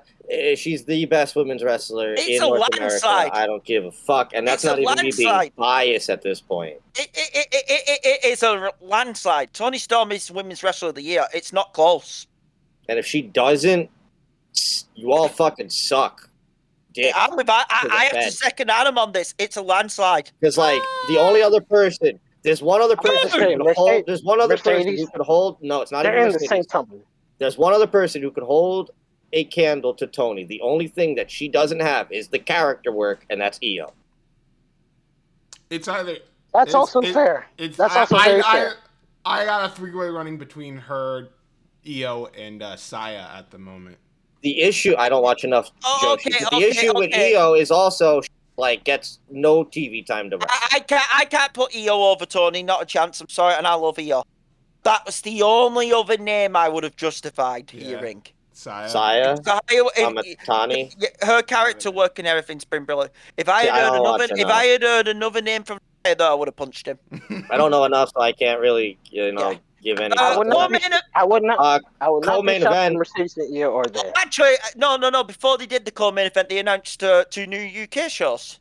Yes. Getting a Dynamite and a Collision. Collision in Cardiff. Not going that one. Dynamite in Manchester. You fucking guarantee I'm there. That is an hour from my house, so you better believe I'm there for December 17th. And I will be also at Full Gear. Official news: tickets are officially clinched. Zahaya Full Gear. I will be. So I'll let you know. I will be taking I believe Dynamite's the 17th. So 18th, 19th, 20th. I believe it'll actually be the Christmas edition of the podcast. So I'll take December 23rd. Yeah, probably. Yeah. Semi-main event for the AEW World Title. This match is fantastic, except for 2 minutes of it that really 2 minutes. What is going on? More like how long was it? 5, 4? 6. That 5? shit goes on. Look, I love the majority of this match. I think the majority of this match is these two can't have a bad match. So here's the deal about this, okay? Because I know where you're going with this. All right. Yeah. For the people, if I was watching this on TV, I would fully agree with you. That's a different. You get one coming from. Yeah. Okay. For the live audience, we were eating this out the palm of our fucking hand. Because we've had this type of thing where it's like we might see it as like whatever, but like the crowd were fucking going crazy. Yeah, they never. Yeah, you never turned against it. Which in another crowd or at a different time, I could easily have seen a crowd turn against this. But it's good that you didn't, because at least it didn't like badly affect it. But it is a very strange, because you get the visual 3 count. He gets and then Bryce dies. Bryce, he counts to 3, and then Bryce just dies again. And then dies. And then fucking... And all the while, Hangman still has his foot on the rope. And then Max goes to take it, and then Mark comes out. And I think the plan here was Mark was going to go down to then inform Bryce that the foot was on the rope. But he gets like a quarter of the way down and is then taken to the back by security. Bryce is still dead. So let me explain what I saw live, okay? For you guys to better understand this on where my thing is. Bryce counts the 3. We all see the 3 count. Hangman's foot is clear on the rope. However, when he counts the 3, he never looks at Hangman. He's just counting forward. His face is fully forward. Can I be clear? I don't know if it showed a different angle on it. Okay, he's clearly not looking at him. He does not see the cover. He does not see the cover whatsoever. Okay, he doesn't see Hangman's foot on the rope. He doesn't see that. He's just looking at the shoulder, barely looking at the shoulders, because he's already dead. Okay, when he counts the 3. Okay, he doesn't ring the bell because then he goes out again. Mark comes down to probably tell Bryce, but also the reason why the security stopped him might have been MJF's call, is because if Mark gets involved and Bryce wakes up, Hangman loses the title. Okay? Now, MJF, once Mark goes away, turns around, and what does he say? What does he see when he turns around? He sees the foot on the rope. He thinks he's finally, beat this guy, if you get where I'm coming from, which has been the story of this. This is also where it gets confused. MJF thinks, I've finally beat this guy. And then he sees the foot on the ropes. It's like, you fucking serious?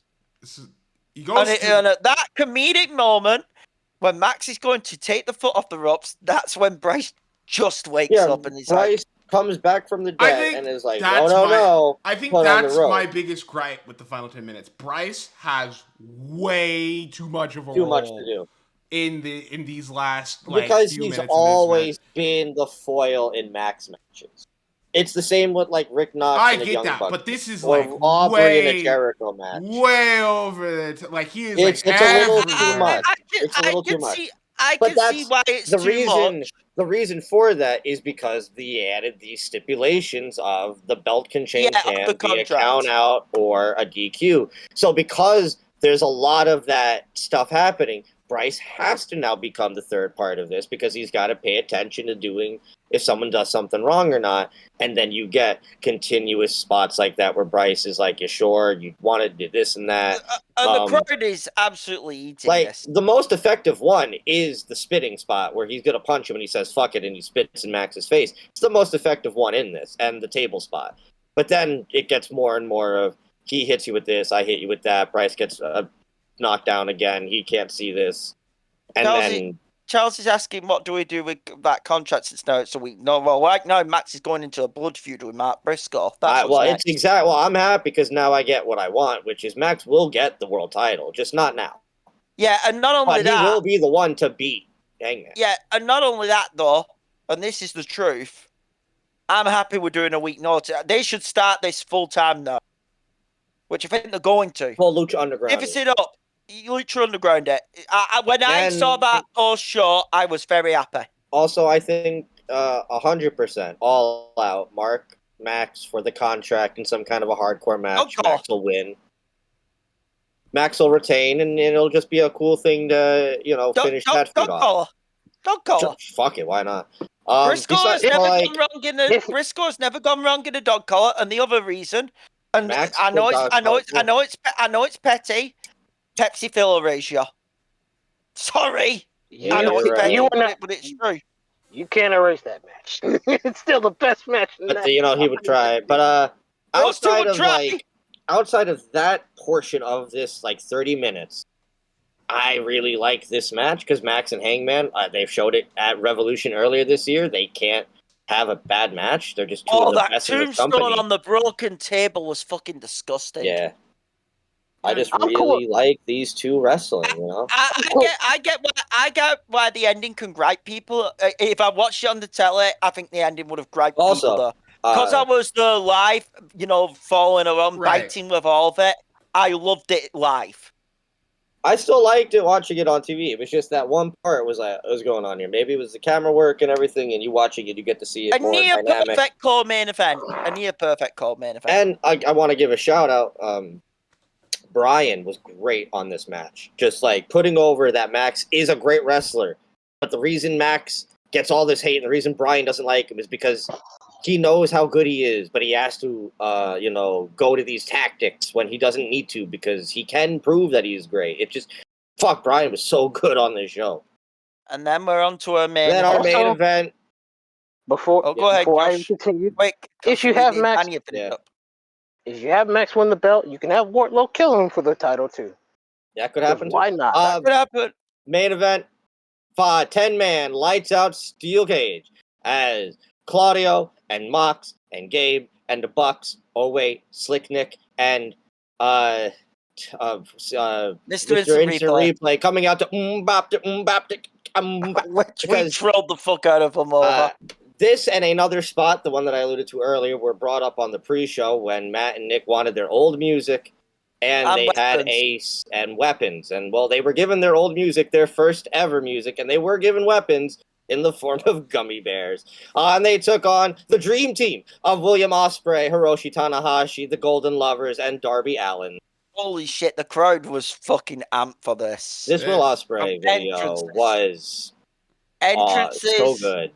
With entrances, the pops for Tanahashi, the pop for fucking Omega. Holy shit. Kenny came out to the good song, and I was very happy. That we're done with fucking the Final Fantasy theme. I think my friend made it a point, and I think he might be right. Final Fantasy theme might be singles matches. Final Fantasy theme should only be singles matches, like pay-per-view singles. John, I don't give a shit. And respectfully to our hosts of this podcast, I'm going to side with the Frenchman. Shut the fuck up, the pair of you. Oh, I'm sorry. It sucks. It's not. It's fuck out. It's not a wrestling theme. It's not. It doesn't pop anybody like Battle Cry does. Battle Cry pops. You get. I will agree. Battle Cry is a better song than this. I'm not gonna argue Battle Cry I'm not gonna argue Battle Cry ain't a better song. I'll agree on that. So okay? Thank God. That song doesn't suck though.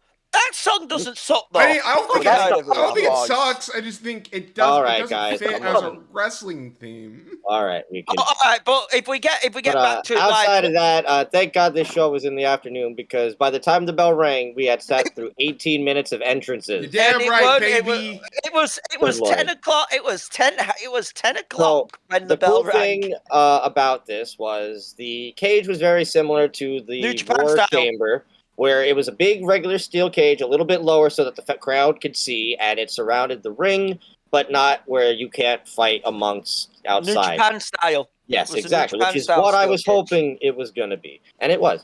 And the bell rang, and it was the best blood and guts match AEW has ever done. Oh my God! Well, it wasn't officially named Blood and Guts, but it's the best aspects of a Blood and Guts match because I don't have to wait 5 minutes for everybody else to get in here. Everyone's getting in from the beginning. All the spots I thought for me worked. The gummy bear spot was funny as hell. I'm smiling when Moxley is fucking ripping Darby's ear. Oh my God! Holy shit, dude! Again, me and Zahaya. I'm texting Zahaya. Zahaya, I messaged him because this is right before that Tanahashi did the bulldog on the gummy bears, and I'm like, God, dude, he can't move. Yeah. And so I, in all capitals, who gives a shit? Darby's getting his ear destroyed. He's like getting. Whatever. But old man can't walk. And then Claudio doing his best Dan Mack and what do you call it? A Monster Mac tribute with the wall spot for the cage wall throw. Darby into this man just came back from Everest. Yeah. Also know the fact that Darby, out of his entire team, is the most fit to go. We do get another funny spot where they do tease Tanahashi going to jump off the cage, and everybody, including the fact that it's Will Ospreay and Kota Ibushi having to tell Tanahashi, "Hey, bro, maybe don't do that." Is such a funny. And then Ospreay, 30 seconds later, climbs the cage, hits the moonsault off the cage. Beautiful right in front moonsault. Everyone gets to do shit. Kota Ibushi, I thought, was pretty good in this for what he can do. My dad pointed that out. The key thing about Ibushi right now is he's healthy. Yeah, it's the healthiest we're probably gonna get. But you're gonna get good enough, if I'm allowed to say it. Yeah. So him and Kenny got to do spots together, which was great. Will's in there. The Bucks got to be the Bucks because they're the best tag team still going. Gabe Kidd is a fucking madman. You couldn't, dude. Tell me, this dude apparently had a knee problem. I could not tell because Gabe Kidd's fucking doing everything in this match, and he's bleeding. Oh, it's why Shingo's pissed with him. Gabe's the greatest. He takes the biggest spot in the match with the. Him and Darby fall off the cage. Two spots. Think about it. Moxley tries to escape the cage, so fucking Yuta tries to stop Darby, and Yuta misses the announce table and lands fucking on Despy. Yeah.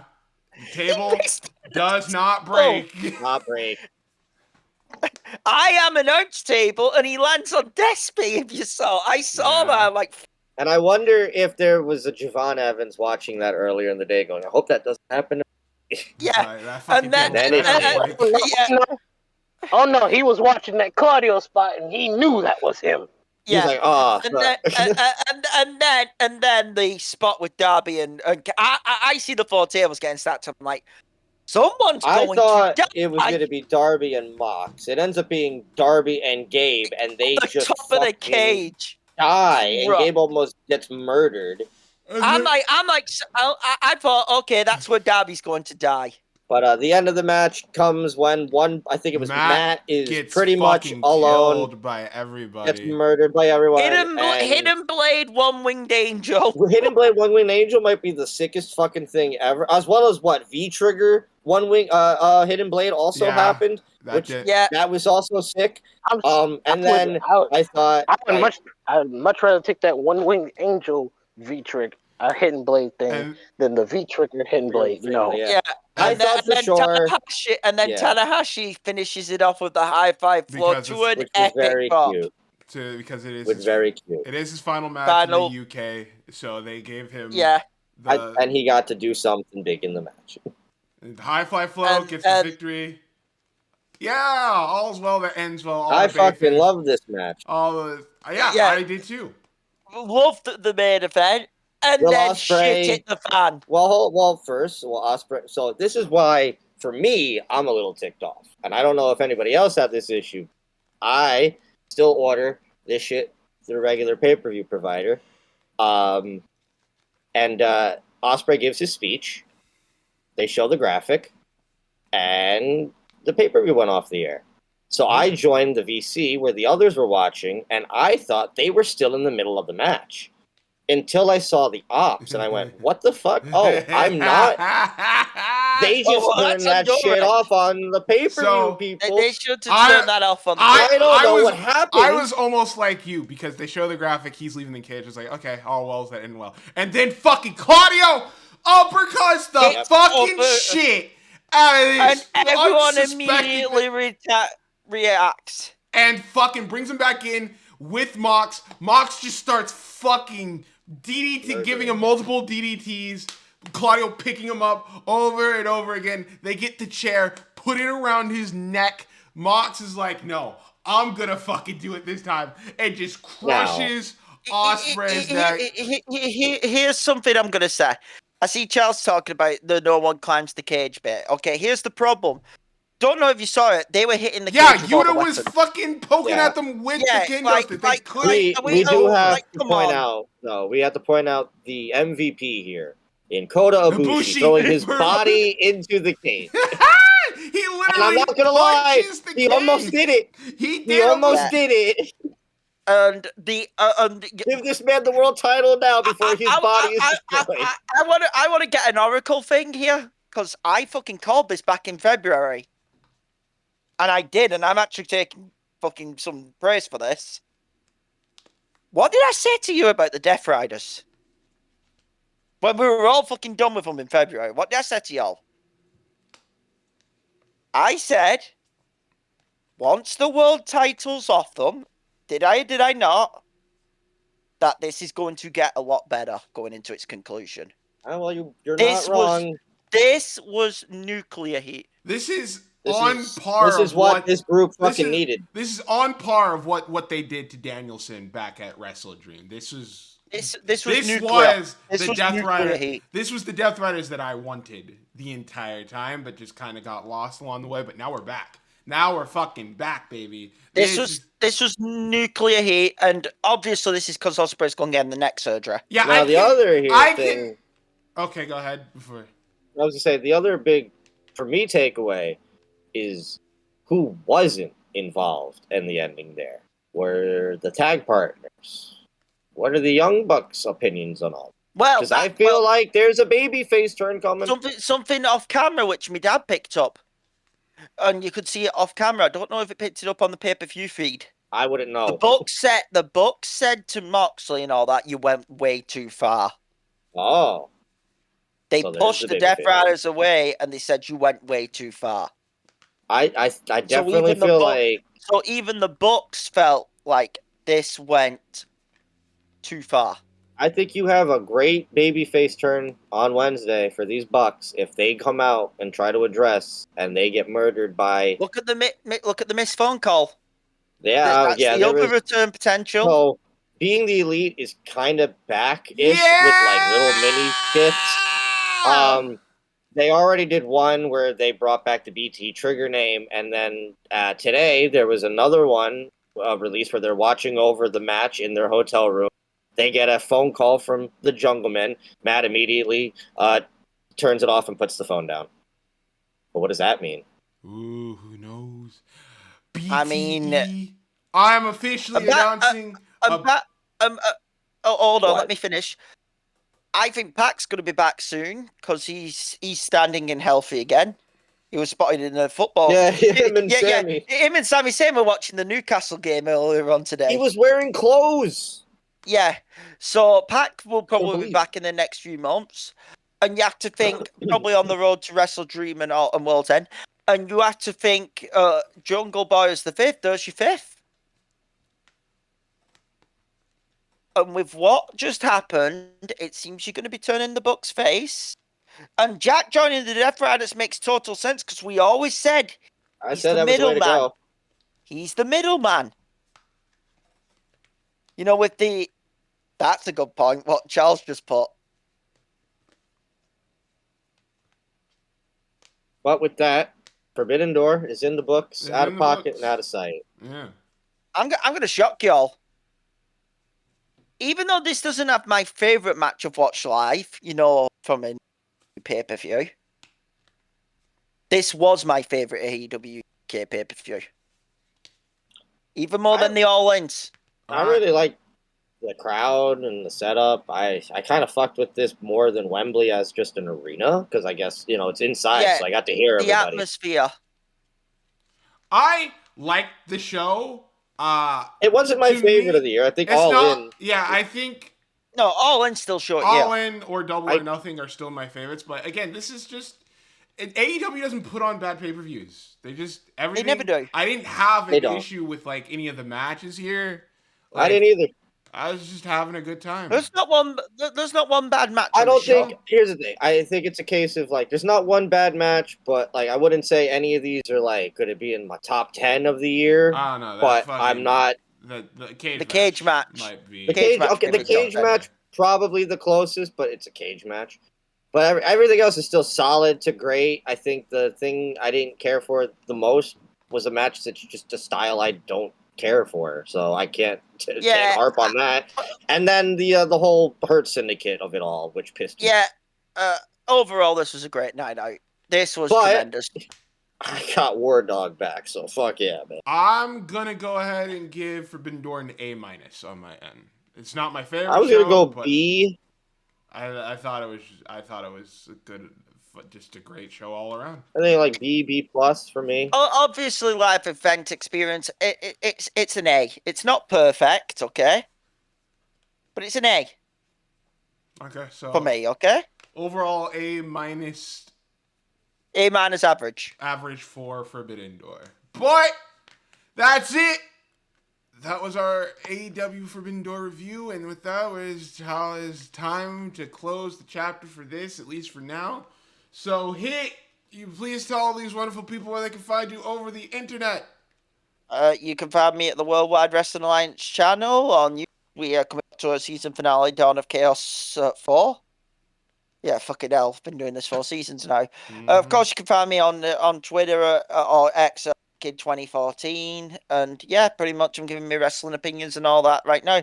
I'll probably be shitting on, well, by the time you're reading this, it will have happened, but I probably will chat on Crash at Paris this past weekend.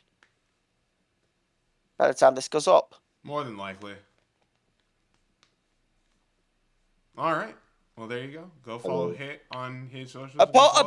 John, apologies. I can see you writing towards me, but your city got given a mid as fuck pay-per-view. Yeah. I'm sorry, bro. You did get Logan sorry, Paul bro. and It's John true. Cena. But Adam. God damn it, man. What do you mean? Gin drag. Mark and gin drag. And Grass and Waller. Is there anything have a good night, guys. Grass and K. Have a good night, guys. God damn. See ya, Hit. You fucked up your own bit. Yeah. Is there anything that you'd like to add to help close out tonight's show? As always, support independent pro wrestling. It's the backbone of our industry. Without them, there is no. Please go away and find your local. Give them some support. Because you never know, one of these days, they might end up at a Forbidden Door. And hopefully, not fighting Brock Lesnar. What? You know? Also, I had to tie it into the retro. Also, please check out the channel because they just dropped episode 2 of 4 Episode 2? PM Wrestling. Tonight's main event is live. Go watch it. Tournament is still going on. Link in the bio. I believe in that show we just announced who our general manager is for that show. Yeah. So go episode ahead. 3 this Saturday. And watch that as we continue to look for our first ever men's and women's world champion coming up at SummerSlam. So go ahead and subscribe to Four Post Massacre YouTube channel. I will probably leave a link to it in the description. You can go there and watch it. Hooray. But until then, that's how we're going to close things out. We'll be back to talk about Four Post segment. As always, AEW, WWE, New Japan, or Japanese pro wrestling in general, and the Indie Spotlight. We'll be back at our retro review with Connor Green talking about, what was it again? It's a takeover of some sort. Oh, we don't know yet. We don't know yet. Okay. And then, in our main event segment... I don't know who. I think me. Did I go last? I'm pretty sure I went last. I feel like I haven't done anything in a minute. The last time it was supposed to be Adam, but I took over. But Josh took it. So it's and me. Then I told y'all to do the pay-per-view review. So it is Adam. So it is. Cool, I finally get to do a game. It's been fucking weeks. Probably a month at this point. God damn. But I don't get to do anything on this show. It was safer to do the paper review on this episode. I'm handcuffed. I'm being silenced. Not in my America. But okay. But thanks for listening, everybody. We'll be back next episode. But until then, Fuck Paul Levesque. All right. Yeah, sure. Yeah.